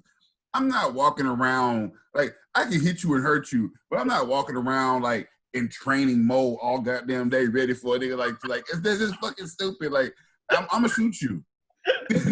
That's what I'm gonna do. No, I agree. And actually, I've been to be quite honest. To your point, it's not something I actually talk about a lot. But I'm actually in the process of going and getting myself registered in R. It's something that I think Drew, don't shake your head. Don't shake your head down there, Drew. I did. It needs to be I want to be responsible. I'm gonna be very, I'm trying to go about the right way. But like he said, I got a little girl to protect. At the end of the day, I got a little girl to protect. I have a home to protect, and I got myself to protect. And people are crazy out here. And like he said, I'm not walking around out here about to, sort up my outfit because you may, you know what I'm saying? Because you mad about something I'm not mad about. You know what I'm saying? You want to do some big bravo. Some of this, just, like, listen, man, I don't want no problems, but, just leave me alone. My homeboy say, remember last night with the club, he said, leave and show them, like, it's all, and then if you take it from there, then we just got to take it from there. But I'm always be innocent because I don't start shit. So everything I do is always going to be self-defense because I know for a fact that I don't go around starting shit. So fellas, protect yourselves and don't go out there starting shit as well. And protect your family. got it. The gun is about protecting your family. If you don't have that in mind when you're buying that, you're already in bad shape. It's about protecting yourself and your family from nonsense. Doesn't mean you go getting yourself into nonsense because you got this. You know what I mean? It's gonna protect me. And they get that gun, start being on Instagram with it. Man, look at that. Somebody, you can tell somebody got in the club just waiting for some drama. Don't do that. Don't do that. All right. And then you try to show that motherfucker every picture, like, nigga, okay, got a gun. God damn it, hey, that was Tory problem right there. This nigga got that gun. He started feeling like Bishop and Juice. Nigga was in the car with Megan like, you ain't shit. I ain't shit. I feel like I don't give a fuck. Like, Tory, you are not Tupac. Tory Pac. That's his next album. Tory Pac. His next album, Tory Pac. So Drew, you want to get us to the bracket? Yeah, we can hit the bracket. Let's see here. So we on 2015 now on the bracket. You want to recap or no? We good. We just want to hop in. Pause. Yo, you can recap. So what? 2010. We got what? Dark Twisted Fantasy. Yep. 2011. Take care. Right. Yep. Yeah. 2012. Good Kid. 2013. Nothing Was the Same. 2014. Forest Hills Drive. Yes, sir. I already know All right. I'm about to get into his bag, dog, on this list right here. All right, so we on 2015. I'm gonna start with honorable mentions. Earl Sweatshirt. I don't like shit. I don't go outside. There was a lot of talk about that album that year. Like a lot of people love the album. Earl Sweatshirt, like Frank Ocean, like they pop up, once every like 7 years. I feel like. And then Tetsuo and Youth, Lupe. We got Pusha, Darkest Before Dawn. Logic, Incredible True Story. Action Bronson, Mr. Wonderful. And the album that I wanted to put on this list, just out of respect, was Fetty Wap. Because that album had like. Yeah. What was it on the list? What's the problem? Just didn't make the cut, dog. It did. Whoa. Was that No. Hey, Brando, Drew, look at this list. It's crazy. Didn't make the cut. No. So his album dropped this year? Yeah. You didn't put it in you made that an honorable mention? Is this my way? You can't do that. No, we can't do this list like that. That's not fair. Because that's like the biggest album of that year. It's Brando, this is why I send you the information before. No, now you send me the bracket when it's done. You ain't send me the the listeners before. see you're not looking at the pre-production information. So all the listeners, this is a clear case. I send it out to everybody on the pod just to give y'all some background. And I say, hey, y'all got any feedback before the pod? Crickets. Now we get on the pod and we got all this stuff going on. Brando is taking that, dog, whenever we start the bracket, dog. Who is Summertime 06? Whose album is that? Vince Staples. The album is tough. Yeah. That needs to be replaced with Fetty Wap. That needs to be replaced with Fetty Wap. That needs to easily be replaced with Fetty Wap, man. That's not right.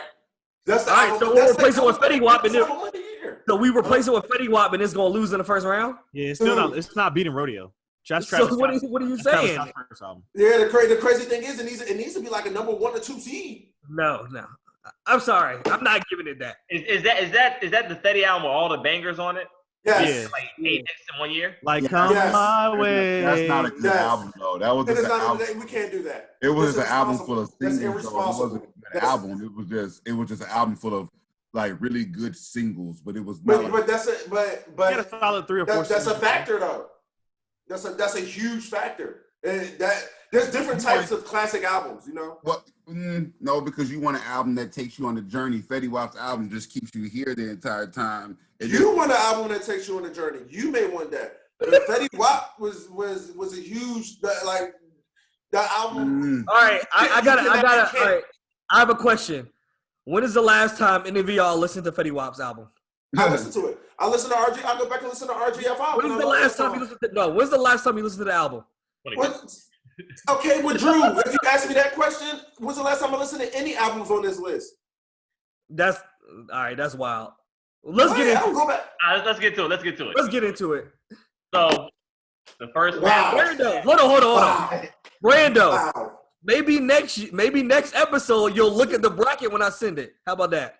I mean, this is crazy. Like, we're 2000. That's his year. How you gonna get? That's his year. That year was his. Yeah, maybe He I was ran looking, that year. maybe I was looking at. I'm it with not my- a huge Fetty Wap fan. Do not get me wrong. I don't love all those songs. I like some of them I didn't. But to not have that album up here is that's just irresponsible, Drew. I digress. Go ahead. All right, so the first matchup we have To Pimp a Butterfly versus Compton. I'm gonna be all the way real with you. Compton, I listen to Compton more. Yes. Of course. So how are we get like I listen to Compton, like the production on Compton is stellar.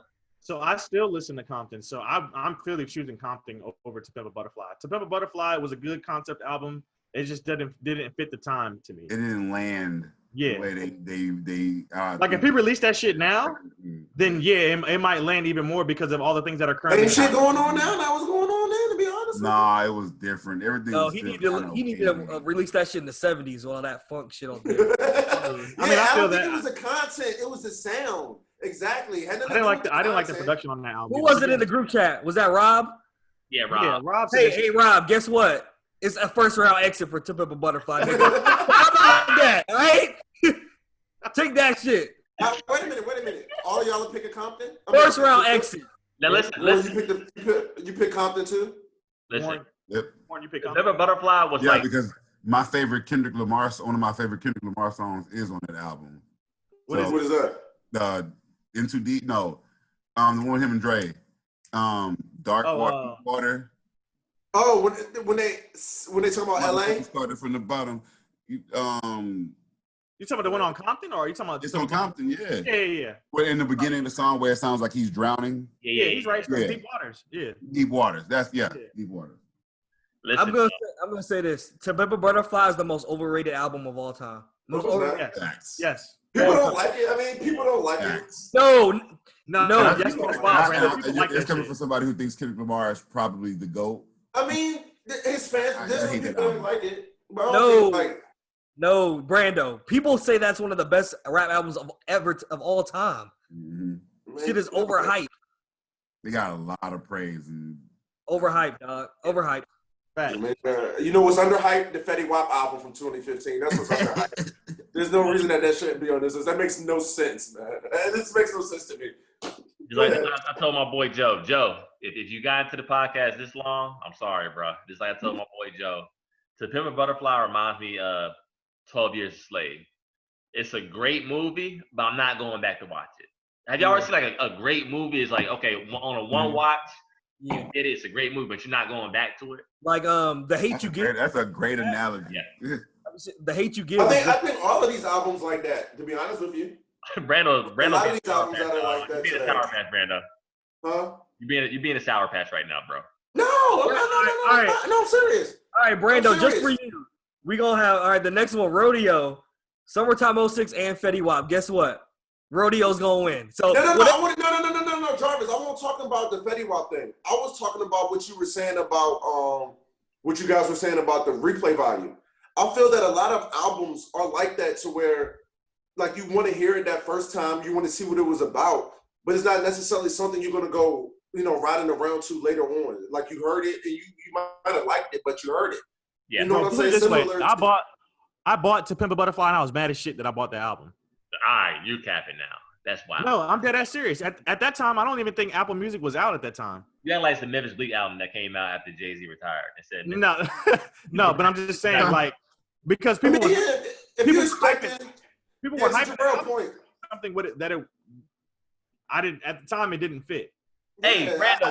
Hey, Brando. Speaking of Memphis Bleak, why does Gazelle call you Aberdeen Bleak? They call me Mitchville Bleak. I don't know why he called me Mitchville Bleak. I don't know why he called me Mitchville Bleak. I don't know why he calls me. Hey, Brando, are you from the Dean? You from Hampton?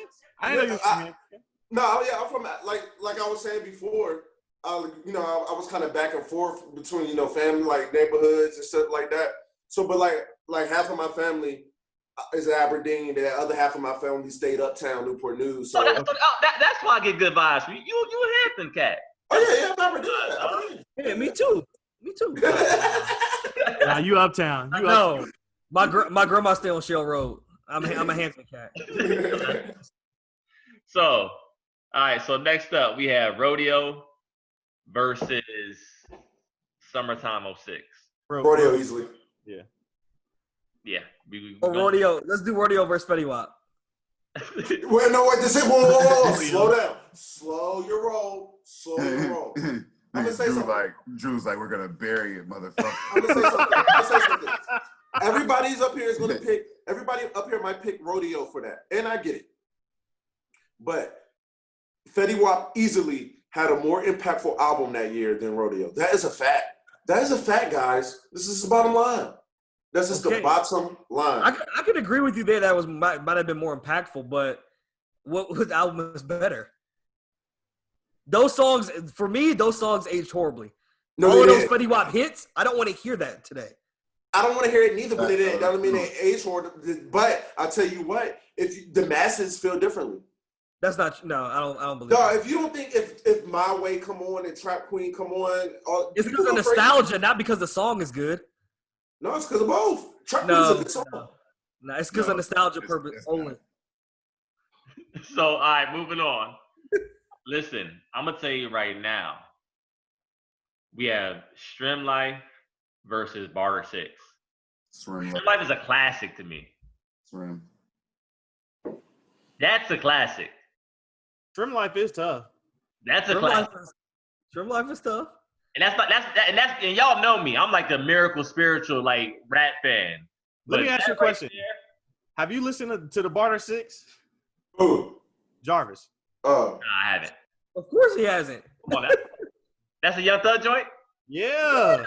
That's his debut album. I didn't listen to it. At that point, I feel like it was like he was like taking shots at Wayne. And although I'm not the biggest Wayne fan, I'm not about to entertain that, dog. That's before like Young Thug was like a known talent. No. Hookah was out. Best Friend was out. No, I'm not. Danny Glover, Stoner. Remember the Rich Gang album? But I'm speaking from my perspective. I just thought it's not your genre of music. Yeah, it's not your genre of music. I'm going Barter 6. I'm rolling Barter 6 as well. I'm going Barter 6. Oh. You gotta bring us home. We get my man thinking to the next round. Warren, what you rolling with? Barter 6? I already said Strim Life. Oh, you said Strim Life? Okay. I said Strim Life. Come on, Drew. Strim Life is tough though. I mean, but I'm rolling with Barter 6. What album is getting to play now? Like what album we looking back on? So if y'all think it's a dead, I would play Barter 6 today before I play Strim Life today. Easily. There's no question for me. So Strim Life had what? No Flex Zone, and it had the biggest hits. Yeah, I'm gonna say this. I'm gonna give Strim Life y'all the same argument y'all gave Fetty Wap. Barter 6 is a better put together project than Strim Life. Barter Strim Life 6 had what? It's a collection of hits. Just like I said about Fetty Wap, Strim Life is a collection of hits. Barter 6 is an album. Barter 6 had With That. on Barter 6. Tech. Yo, this album, the Swim Life album, was The crazy. same thing I said about Fetty Wap. You're about to make the same argument that I made about It's the Fetty same Wap. thing. It's like they're all singles, but it's a better sounding album than I give you that. I understand that. I get it. sonically, that's a way better sounding album. That's fair enough. Like you talk about, and lyrically, it's it's just it's a much better. They're fortunate to have the hands of Mike Will. So you know what's better than both of those? Barter 6 with Metro booming with his hands at the wheel too. Don't sleep on it. Don't sleep on it. Drew, come on, bring this song. Come on, Drew. Download both. We got screwed over. Hey, let's take them both to the next round. Nah. Brando, I'm sorry. I got you on the other side of the bracket. Trust me, I got you on the other side of the bracket. But I'm gonna have to roll with Shrimp Life on this one. I'm okay with that. I'm gonna have to roll with Shrimp Life on this one. I mean, I get it. I feel like top to bottom is more concise. I feel like it's a better. Barter 6 maybe was too long, pause, in my opinion. No, it wasn't. Barter 6 was only way 14 shorter than songs. Strip Life. It was only 14. Barter 6 was like 12 songs. 11 maybe. Less than that. Hold on. Barter 6? Barter 6 has 13 songs. 13 songs. That's Thug's like debut album. Yeah. No, it's not really, but it's Well, his debut album on Cash Money, yes. mainstream maybe. Mainstream. Yeah. What I album? guess. What album did I'm a Stoner come out on? Was that on that Way album? before that. That was a mixtape. Or mixtape? It was a mixtape. Yeah, before your time. Yeah, I'm gonna go with like he wanted a young boy. All right.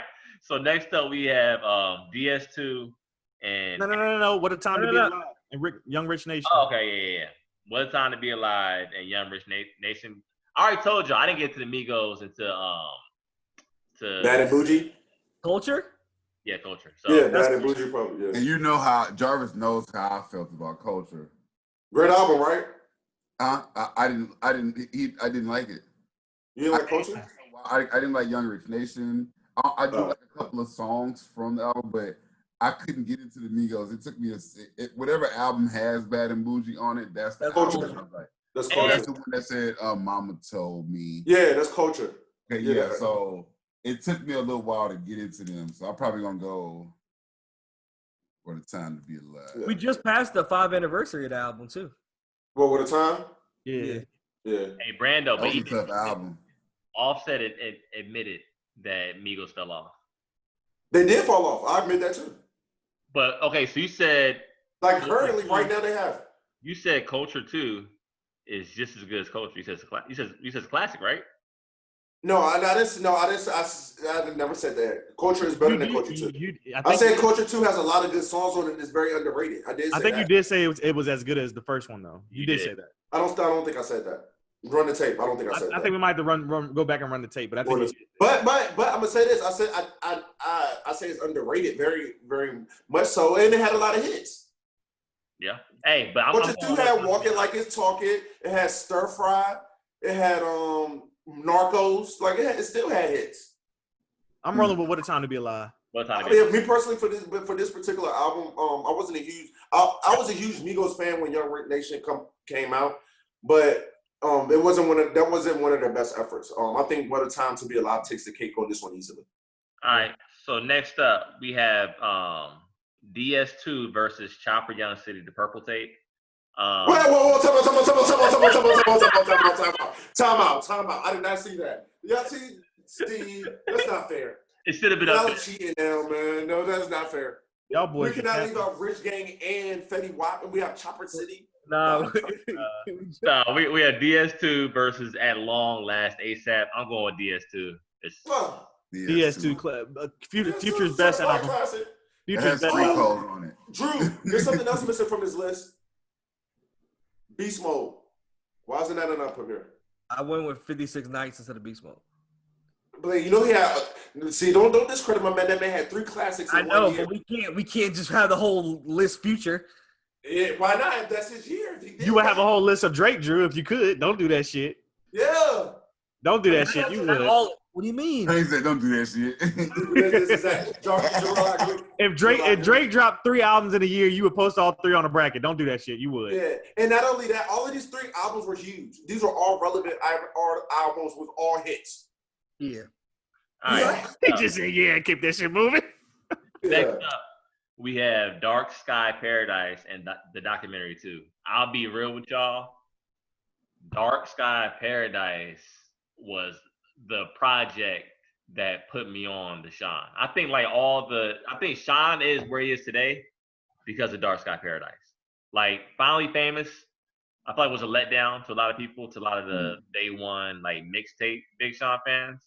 Yep. But Dark Sky Paradise, that's that album to me. Like whenever we comparing Big Sean's albums, we're gonna automatically go back to Dark Sky Paradise. Mm-hmm. In agreement, I'm rolling with Dark Sky Paradise. Yeah, that's definitely his best album. I've run with Dark Sky Paradise, but I would like to say this. We said it like either last week or the week before when the game came up. That guy makes great albums. So I don't like Dark Sky Paradise being us giving it the clean sweep, even though it worked out that way. That's not a good representation of those two albums. I think Documentary 2 is another good game album, but I personally go with Dark Sky Paradise this time. I think that Dark Sky Paradise would lose to what's the other album from the other week, Jarvis? What was that? The game album? The red Jesus Piece. Jesus Piece. I think Dark Sky Paradise loses to Jesus Piece if they both move on. Yeah, I agree with that. So next up, we have Dreams Worth More Than Money and 56 Nights. I think Dreams Worth More Than Money, I think that was the album before Meek Mill reached Meek Mill status. That was the album when when all the Drake shit happened. This was the Rico, right? Well, it was kind of after, but because Rico Rico together. was on this album. Rico was on that album. So I mean, I feel like the that was before he passed away. Yeah. Right before. What Meek album came after that? That's the one with Wins and Losses. Yeah, Wins and Losses came after this. Dreams. When Wins and Losses dropped, I feel like that's when. I think he dropped the mixtape too, the Dream Chasers 3. Yeah, they did. Yeah. But yeah, we're counting albums. I'm going 56. The Dream Chasers were always better than the albums, though. Yeah. Facts. I'm going. This is easy for me. Easy. 56 Nights. We another classic. One of 3 classics from 1 year by one of the legends, one of the GOATs. One of 3 classics in a year. And not many artists can say that they've done that. DMX did too. Has one of the best songs one of the best rap songs of this decade. March Madness. And Throwaway. This decade, one of the best rap songs of all time. March Madness. Yes. True. Yes. Yeah. Now, this comes from guys like a big Future fan, but I admit like that. Hey, that's a Negro spiritual right there, boy. Yeah. I I'm 56 Nights. feel like Future stumbled upon that one. I feel like that he didn't make that to be like Nah. But that's how you make. This how all the Future music is. This Future. That's why he's the GOAT. Yeah. That's why he's the only one that can have 3. He's the only one this decade that has 3 classics in a year. On this whole bracket we're doing, nobody else has 3 classics in a year where all 3 are certified classics, unarguable. Man, what? Well, all right. No, matter of fact, I take that back. He has 4. Because What a Time to Be Alive is also moving on in this bracket. He's a big part of that as well. What a Time to Be Alive is not a fucking classic. Let's stop that shit right now. Let's not do that, Brando. It's not a fucking classic. It depends who you ask, Drew. We asked Brando, it's a classic. I can say that I probably jammed What a Time to Be Alive at least 50 times. Like still today? I just went and downloaded it. Like as soon as I seen it on this list, I was like, fuck, I forgot. I hate when I forget about really great albums. Like that was a really great fucking album. Yeah. And I love trap music. So I mean, if for a trap nigga listening music person, that's a pinnacle album for trap. Thank you. That's fair. Like I said, I just don't think in my opinion. So was the other 3 that Future dropped that year. Will you agree with that? 56 Nights, Beast Mode, and Dirty Sprite 2, and What a Time to Be Alive. DS2 is one of my favorite Future. Well, it is my favorite. He was on a tear that 4. year. That's 4 classics in 1 year, man. Put some respect. Respect the King Future, man. King. LeBron probably about to get his 4. Unfortunately, I don't think he's gonna win this. Future got 4 in 1 year. Bracket. And you know why he's not winning his bracket? Because of the next album coming up right here. If you're reading this, It's Too Late, and the album About Nothing. Now I feel really bad for Wale because Wale said something that really stood out to me. Wale said had Kendrick made the same album, the album About Nothing, like people would be labeling that as a classic because he had Seinfeld on there. Like it was just set up, in a dope way. Now Kendrick did that same album. Oh, that's a classic. Oh man, that's the best hip hop album of all time. But since it's Wale, it's not looked at like that. I'm sorry, Wale. If you read this too late. Yeah, we getting your ass out the paint. But here's the thing though. If Kendrick Lamar was rapping the same shit that Wale was saying, he would be delivering it much better. Wale has like a terrible. Wale has a delivery like he doesn't know how to completely get it finished. Yeah. It's like it's almost there. It's almost there, and it just never quite gets it all the way through. So it's like to say that is kind of salty because it's like Kendrick has a much better delivery than you, so of course it's going to sound better. This is why Quentin Miller can write the songs for Drake, and when Quentin Miller writes a song, it sounds like shit for himself. I've never really been a fan of Wale's, with the exception of his first album. Forgot the name of his first album. What is it? With MMG. Well, no, his second album. Excuse me. Attention deficit. Ambition. There you go. Ambition. Attention Deficit was. Yeah, Attention Deficit. No. Ambition is the second album. Yeah, Attention Deficit is his first album. Yeah, Attention Deficit is his first album. Yeah. But I meant second album. Excuse me. But yeah, I'm gonna roll with If You're Reading This Is Too Late. It's too classic. Way too many classics of my shit. That shit is my personal favorite Drake album. And then, I mean, there's nothing else left to explain. DMB. That album gave Drake like a shot in the arm because Drake. When I first heard the album, I was like, "Yo, I don't like Drake on trap beat." Bro, like, that album I always like Drake on trap beats. That album broke the Beatles record, bro. I'm saying, but when that album first came out, a lot of people said they did not like to hear Drake on trap beats. That was the consensus at the time. But they were wrong.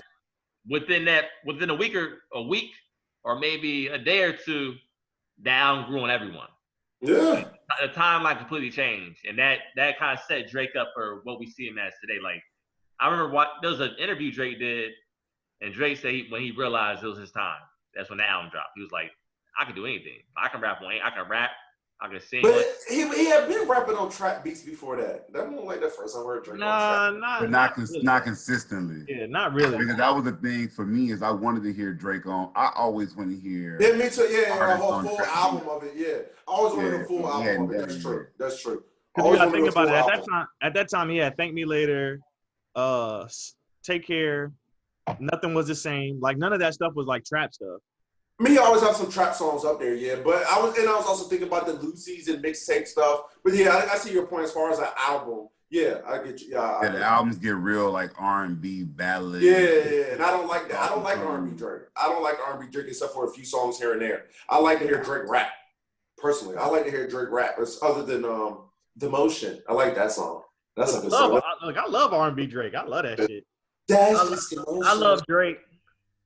I love Drake. I love Drake. Aubrey Angel. Drew's the biggest Drake fan on earth. But I'm not mad at it. Drake is the GOAT.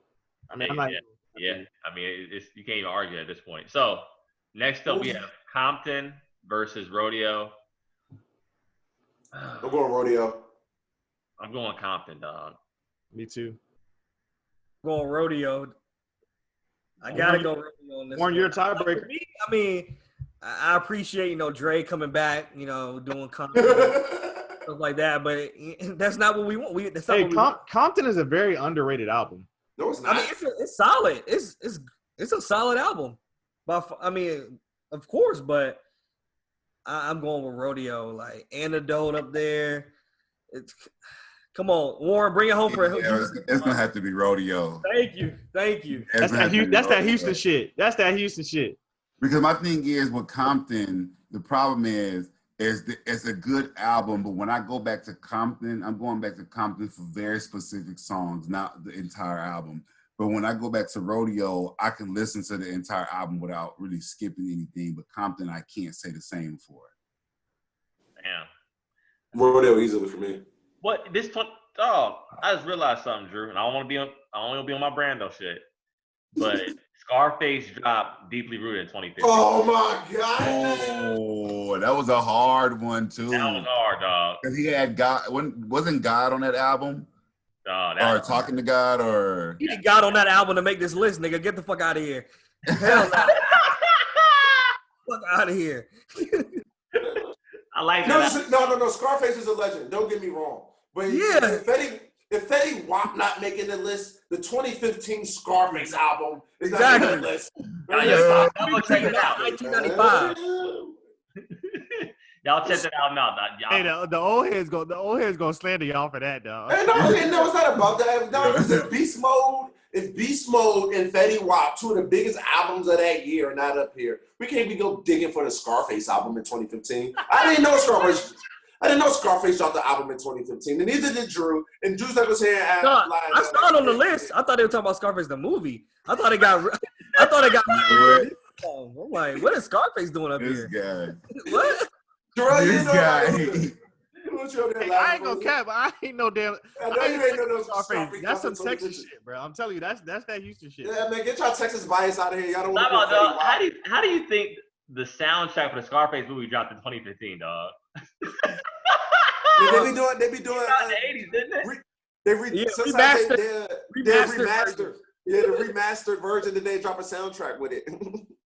Some Miami Vice music going on. All right, so we have Streamline versus What a Time to Be Alive. I'm going Streamline. That's what I'm going with. I'm sorry. I think I'm gonna roll Shrimp Life as well. I'm I not gotta a fan go. I'm not a fan of What a Time to Be Alive.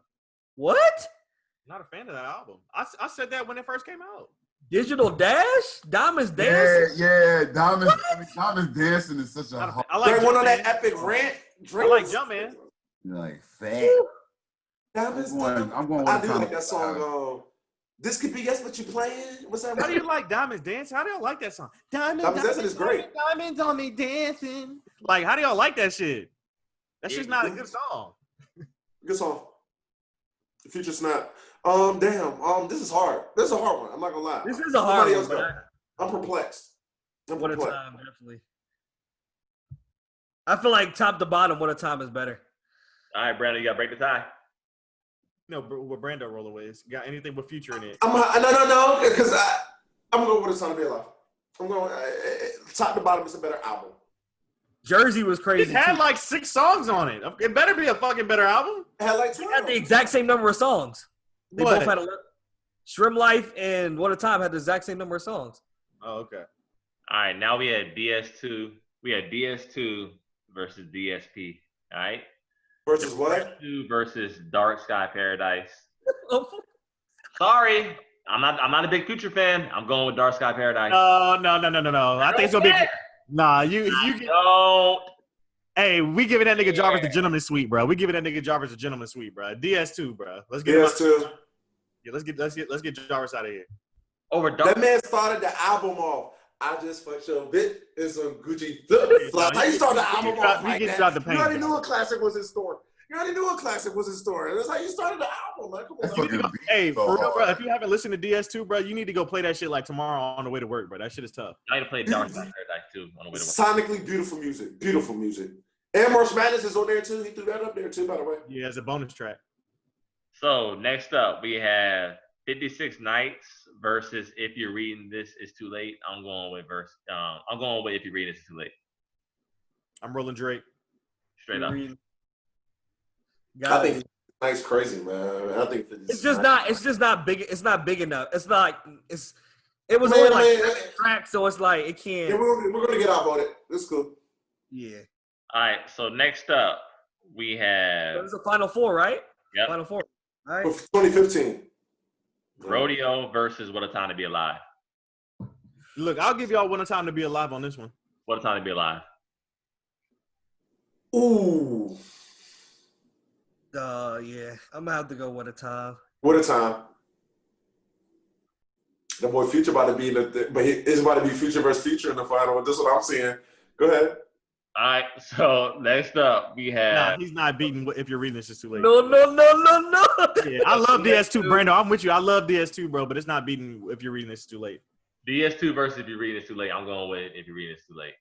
Yeah, I think that's one of Drake's best albums, personally. I think it is Drake's. Like I said, it's my personal favorite Drake album. Third best in my book, but yeah, I mean, classic. I think this is very blasphemous. I think DS2 is head and shoulders above. Head and shoulders? This is very like, come on now, like y'all gotta stop, man. Y'all gotta stop. Y'all go out. I will say that If You're Reading This out. Is Too Late is not a significantly better album than DS2. Thank you. So he started off with "Fuck Your Bitch" and Gucci Flip Flops. Drake started off, "If I Die, I'm a motherfucking legend." I like what if you started off better. What you mean? That's I don't know. They both anthems though. Yeah. They both anthems. People start wearing Gucci flip flops. The Gucci flip flop stock went up. Just know that. True. It moved the culture. I'm over here playing devil's What's advocate. your respect, man? So right out the gate, he gave you Legend, Energy, 10 Bands, and Know Yourself. Right out the gate. The first 4 tracks. Okay. And DS2, the first 4 tracks. Hold on. 4 classics. DS2, no. DS2, oh, well. He has two of them. Starter was a drop. I served the bass. Where you at? But Where You At got Drake on it. So Hey. How many Drake hits that Future? How many times Drake? But I didn't like groupies. I don't like the track groupies. I'm not a fan of that track. I'm going DS2 personally. I mean, but I got outvoted. I can see. All right, Drake versus Drake in the final. So we got What a Time to Be Alive versus If You're Reading It's Too Late. If You're Reading It's Too Late. Yeah, If You're Reading This Is Too Late. It's my personal favorite Drake album. Yeah, I guess I go If You're Reading This. Let's just not even discuss it, man. What a time to be, man.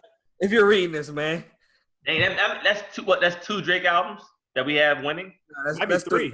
3, nigga, get it right, dog. Let's Take Care. Nothing Was the Same. And If You're Reading This Too Late. Don't worry. Dang. We're gonna get Nas. We're gonna get Nas to have 3 albums up here. Nas gonna get 2020. I tell you all that much right now. Nas gonna get 2020. Hey, but the thing is, we have to wait. Until, Okay. We gotta wait till December for 2020 to do that. Yeah, we do. Because it's like after November. Oh, because y'all no, because Drake's. No, you have to wait till December because the 4th quarter still hasn't finished yet. Just Drake dropping Friday, so that is true. Drake is dropping Friday. So we might Wait, Drake dropping an album? Yeah, he's dropping an album. Yeah. Where did y'all see that at? It's a billboard. I sent the it. billboard. That's for the store, man. That's not for an album. You never know. Album. Stop it. You're not dropping no album. Drake's dropping an album by the end of this year, though. Yeah. Yeah. Drake is pushing out an album this year. We don't know that, but okay. He's dropping. Brandon, he's been working on it all year. I'm just saying we don't know when it's going to drop. He's been saying that he wants to drop this year. It's dropping this year. I mean, he dropped a single. I hope he do, but I'm not going to bet on it. I think Dark Lane demo tapes got dropped for a reason. Because they want to get rid of a bunch of Lucy's. That's all. That's all that was about. Then he dropped the care package. Left side, right side. That was on Dark Lane demo tape. That was on care. I mean, that's what I'm saying. Yeah, so he wanted to get that single. Yeah, which is a great song. Hey, that song was catchy. Hey, he snapped on Lucy Slide. Tell me we made a dance song about riding. Hey, when Drake get on his gangs and shit, that's hilarious. I'm not gonna lie. I like when he does it. People don't like it. I think it's hilarious. Hey, man, the boy got mob ties. What my nigga knows? Drizzy Drake. Come on, man. Just got mob ties. Y'all was talking about his mob ties. Okay, y'all cut the fucking shit. I ain't making this Jay up. Prince? Okay, I ain't gonna talk about Jay Prince, but because I ain't trying to die. But let's go on to the next topic. Yeah, I wasn't here. Let me cut my camera. Stop video. All right, so now We're about to get blurred out like with his protection the whole episode. Negotiate these terms. So now it's the what you been on segment. I'm gonna start off. This weekend had a good time, bro. Had a good time this weekend. You know, date night. You know, enjoyed it. Girlfriends, I'm still on it. My girlfriend's my girlfriend. But I'll tell you this. After watching Girlfriends as a 31, I used to sneak and watch it. I ain't gonna lie, when it came out, like we was young, so it wasn't like the cool show to watch. So now I have to watch as a grown man. Like they were fucked up friends to each other, dog. If you look at it, like That's women in a nutshell. That's how women are, man. That was just art is just a reflection of life. That's all that was. These ideas, they made these ideas up. They made these ideas up. What you doing? You trying to sabotage us? Hey, dog, a woman. Brando. Not all, some women. Some. there's an episode where what's the name? Tony. I think it's Tony. Brando trying to sabotage us, bro. Like Joan had actually told Tony's boyfriend something. So Tony came over to Joan's house and tried to sleep with Joan's boyfriend, who's a known sex addict. Like it's like, what type of friends? They was doing grimy stuff to each other, dog. But I've been on Girlfriends heavy, dog. Just binge watching that. As far as like the music, I ain't gonna lie, dog. This is gonna be the first time we have like a reggae track. It's called Jerusalem, Master KG featuring Burna Boy, dog. That song is fire. Is that song on Burna Boy's new album? Because I heard that shit. I heard Burna Boy's album was tough. Both this album and his last album, crazy. I heard this one was tough. No, don't play it. You know, we need to can't get violations. Woo! I know one thing. That's on some fire. But that's it. That's all I got. Oh, also, fantasy football. You know, I'm on that. I'm gonna repeat as champ in me and Drew's league. You know, I'm 2-1 on that league. I got robbed last night. I just needed Pat Mahomes to get anything less than 38, and I would have won. And he dropped like a 50 burger. So, I mean, that's to be expected, but. But yeah, Drew, I'm gonna repeat in that league. Just letting you know that. Hey, you got a good shot. Yeah, Jarrell, what you been on, dog? So, I had the opportunity to watch. Was it The Social Dilemma? Kind of what we spoke to earlier in the podcast, and that joint is really dope. So I was definitely. Yeah, I don't want to spoil it for y'all, but it's kind of some of the things that we were talking about earlier. So if y'all get the opportunity to catch that, definitely watch that because it has a lot of interesting topics. They pull a lot of different individuals that were with former companies in regards to like Twitter, Google, Facebook, and they kind of just talk about like how social media is kind of marketed to, you know, particular demographics and individuals and things of that nature. So y'all should definitely check that out.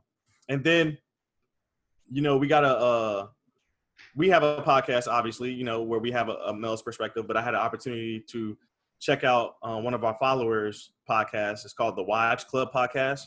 And they do really dope stuff, or they have really dope topics, I should say. They basically kind of talk about the same things that we talk about, but it's in a women's perspective. So, hey, Jerome. Hey, one day we should all link up and have a big with the Wise podcast and have a discussion. Mashup pod. Hey, I'm definitely with that. I mean, you know, maybe we can use this as a clip to tag them in this, but like I said, I think these ladies are very them? bright. Huh? You know them? No, personally, I don't know them personally. I just happen to see them because I follow. Are they the chicks from Houston that be sipping on wine and doing the podcast? No, that's a different podcast.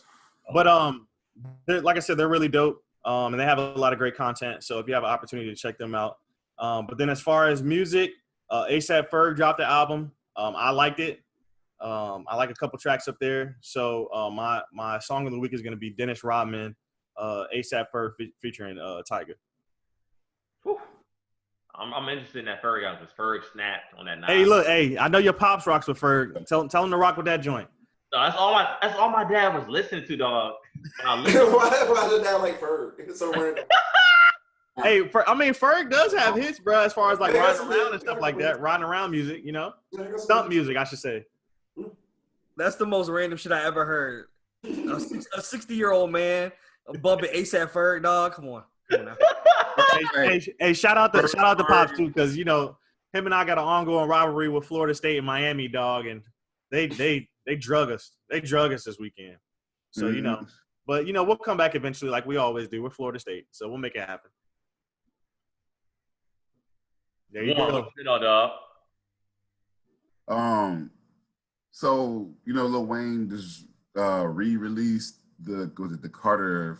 The Carter. Oh yeah, that like was supposed to be the original Carter 5, actually. Yeah, so the deluxe edition, right? Mm-hmm. And on the album, he has a song called "F Him Good," and something compelled me to go look up who produced the song, which landed me on some guy named Onassis. Now I'm not sure if this is the guy that produced it, but whoever this guy is, he dropped the album this year. He has an album out called Lethal Weapon. He has a song called Hood Tour Guide. The whole album go hard, but he has a song on there called Hood Tour Guide. It's probably one of the best songs I've heard in a very long time. Like, this dude, he can rap his ass off, but I don't even know. It's like, I don't know. Yeah. And this dude, he just like his music is like dope. Like, he can. I don't even know who he is. Like, I never heard of this dude mentioned anywhere. But this album is like, I'm talking about like quality. Like, he sounds like, I wouldn't be surprised if he's a ghostwriter. Damn. Yeah. Like, when you listen to the album, it sounds to me that he writes for somebody, but I can't put my finger on it. Better check that Like out. he's probably like a Sahada Prince type of. Yeah, because when I looked up the Lil Wayne song, it said it was produced by Onassis, and the only person that comes up when I look up Onassis is this dude. So I'm like, I don't know, but I mean, this whole album is like, we go hard. You probably Wayne ghostwriter, right? Hey, don't be. Gilly did. I mean, Wayne has had some ghostwriters. Let's not act like he hasn't. LA's above him now. Don't OD. Gilly ghostwrote for Wayne. Knock it off. Okay. Yeah, he's like, And that's why Wayne is disqualified from the GOAT conversation to me. Understand? Well, that. if that's the case, Drake is too. But that's for another day. But Drew, hey, you know who not disqualified? Future Hendrix. We ain't got no ghostwriting claims. 4 classic albums in 1 year, but he can't be the GOAT. Why not? Tell me why he can't. Please tell me why he can't. Dang. Drew, what you call? I digress. Shit. Well, nothing for I like me. Brando last week. Okay. I'm trying to think about. Like, I haven't been watching much lately. Oh. M.I. Cricklet, I. you on it now? Mississippi, pride. Finished P Valley, dog. Finished Did you? it. I did. God, that joint is tough. I got it. Thank you. I knew I wasn't tripping, bro, when I was trying to tell y'all about it, bro. Uncle Cliff is the most interesting character on that show, man. Honestly, like the range, and you see this. Shout out to whoever that actor is. Some of it was a little BT-ish, little like the whole Empire.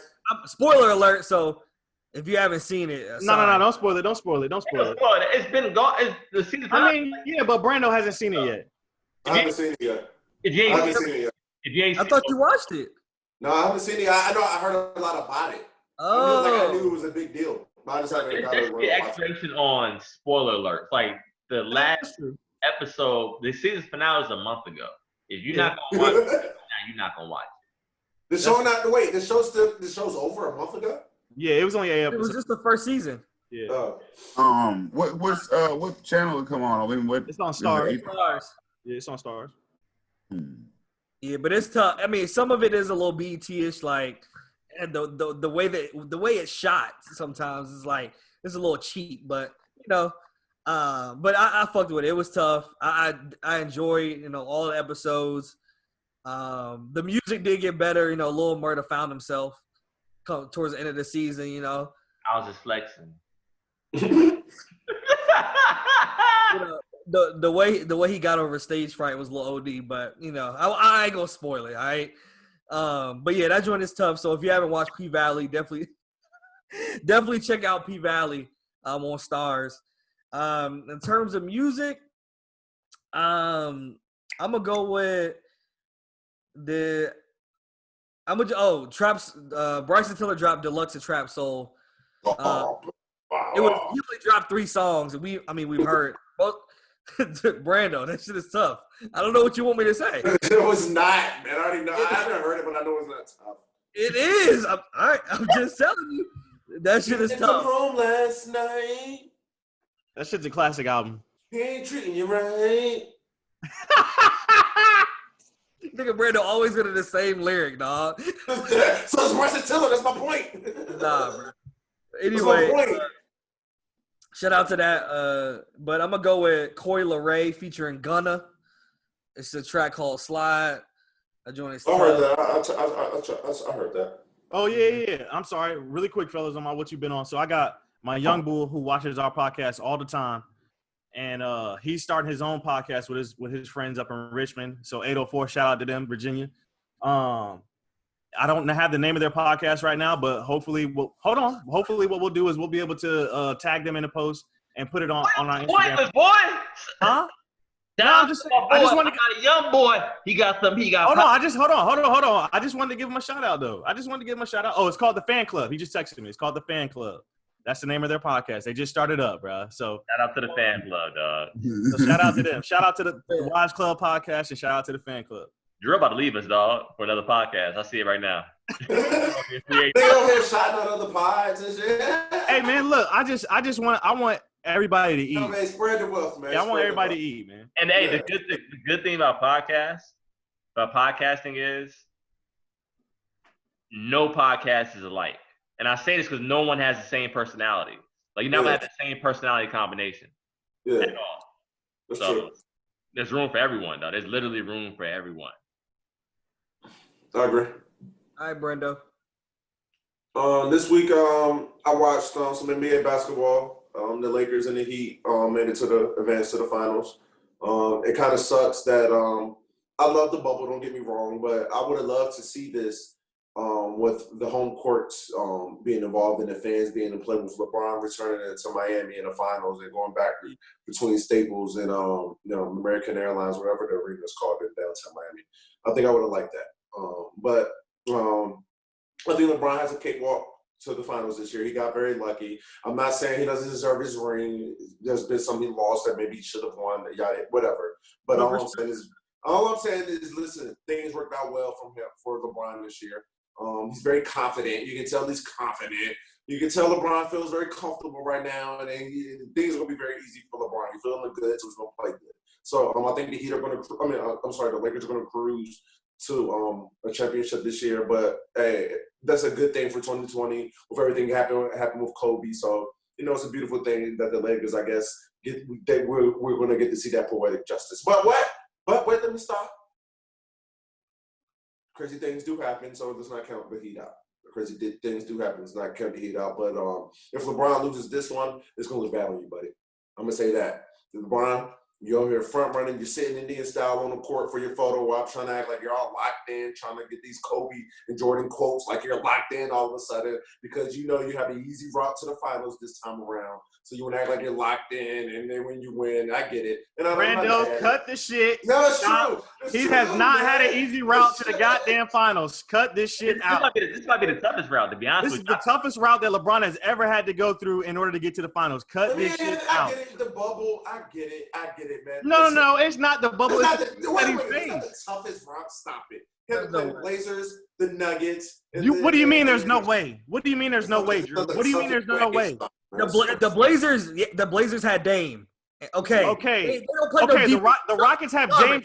The Rockets have James Harden and Russell Westbrook. What are you talking about? Everybody knows Russell Westbrook will never win a championship. And the Nuggets have Jokic and Jamal Murray. What the hell are y'all talking about right now? Jamal Murray. Hey, look, no. Stop. This is what we're gonna do. The LeBron disrespect is gonna stop. This is it. This is the LeBron disrespect. LeBron I wanted to get his fourth ring. I'm not mad. Y'all at acting like LeBron was playing the fucking Eastern Conference again. Stop this This shit. is not a hard run.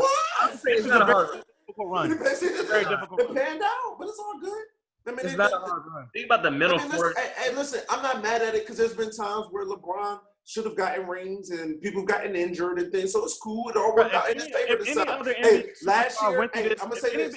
If any other NBA superstar went through this gauntlet, y'all be saying that shit was impressive. So cut the shit. LeBron not go through a gauntlet, man. What do you? Bruh, y'all are saying that because it's LeBron. Because LeBron No, makes this shit easy. He was obviously the best team. If the Spurs went through all these players, Drew, you would be saying this shit was tough. That was a tough Western Conference. The Spurs Conference. don't have LeBron and AD. Exactly. What are you saying? You got two of the top players in the league. What are you talking about? That still doesn't make it tough. You still have to win. They had three of the top 10 players in the league and lost to the finals. Didn't they win every? Nobody's taking it away. Jordan, nobody's taking it away from them. Didn't they win every series in 5 games? True. Man, listen. That speaks to LeBron's greatness. That doesn't speak to anything else. Okay. All right. So the opponent doesn't matter now. Their opponents were tough. Listen. This is all. Listen. Let's not get down this rabbit hole. All I'm saying is this: is that things worked out for LeBron. That's all I'm saying. I'm not saying he didn't earn it. I didn't say anything was given. I didn't say there's going to be an asterisk next to his ring. Yeah. I'm just saying it could have been harder than what it was. He got some things worked in his favor with the Clippers losing. Y'all want this nigga to play. Y'all want this nigga to play the Western Conference All-Star team. Okay, I get it. That's what y'all. No, I want him to play the Clippers. We wanted him to play the Clippers. Exactly. Hey, it's not LeBron's fault that the Clippers gave up. The Clippers not saying it's his fault. Didn't seem interested to begin with. They didn't want to be in the bubble. They're not exactly. No one's blaming all I'm saying is, listen. All I'm saying is things worked out this time for him, and the same way they worked out last year. Because of him. It's not because the same way they worked out for Kawhi. Made it. Hold on. I'm confused. In what world does it become that you don't play the team that played better than the team prior? Because emotions matter. These are everybody always want to talk about matchups. Against the Clippers. When has Paul George ever shown a propensity to be able to beat LeBron ever? Just win. Thank you, Warren. Okay. What argument? But Kawhi there too. It's almost like people want. Kawhi didn't have a good postseason. It's almost like people he didn't play well. He had a bad game. He had 16 points in the closeout game of Game 7. That's one game, not a full postseason. But listen. For Game 7 to be up 16 and only score 16 points is some shit. Huh? For a Game 7, for Kawhi Leonard to only have 16 points and to be up 16 points, that was some shit. I said Kawhi had a bad Game 7. I just say he didn't have a bad playoff in general, not a full playoff. He had a bad game that game. But all I'm just trying to say is this: the only thing I didn't mean to go down this rabbit hole. And I know LeBron gets people emotional. I get it. No. The only thing we're disputing is him saying it's the hardest run he's been through. That's not for LeBron's career. It has been. He won every game in 5 series. Every series in 5 games. All right, bro. Y'all don't understand. This speaks to LeBron's greatness. That doesn't. Or it speaks to the teams he played. It can come from both sides. And his team's greatness. His teams were obviously the best teams. I'll end it like this. It's going to be a long time.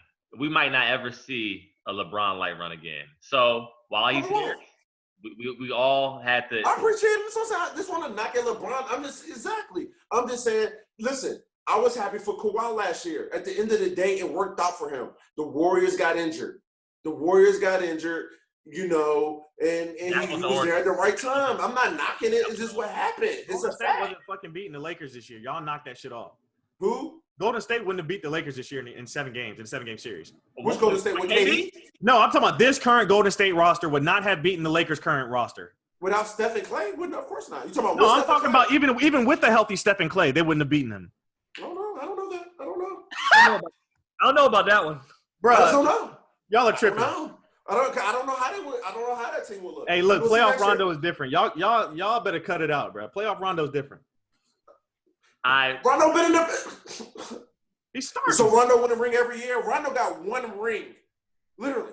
Rondo got 1 ring, and I get. Hold on. Wasn't Rondo also a part of that Pelicans team that swept the Blazers jobbers? Yeah. Yes, he was. I think so. So I think we need to put. What happened after that? Hold on. No. Stop. Wasn't Rondo also a part of the reason why the Chicago Bulls had got to the playoffs with Dwayne Wade, and then once he got hurt, they got swept? Oh, okay. Okay. I think we need to put a little more. I think we need to put a little bit more respect on Rondo. I don't remember. This man's talking about first-round series in the playoffs. No, I'm just saying. Let's not act like. Let's not act like Rondo is like a trash ass point guard. We're not. You're hyping him. You're just hyping him up. I love Rondo.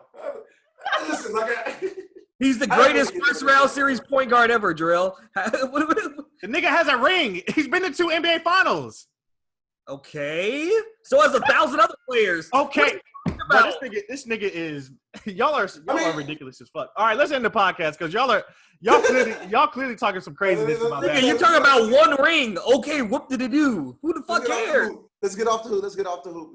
Hey, Warren, we appreciate you, dog, for joining the podcast, dog. It was real. No problem, man.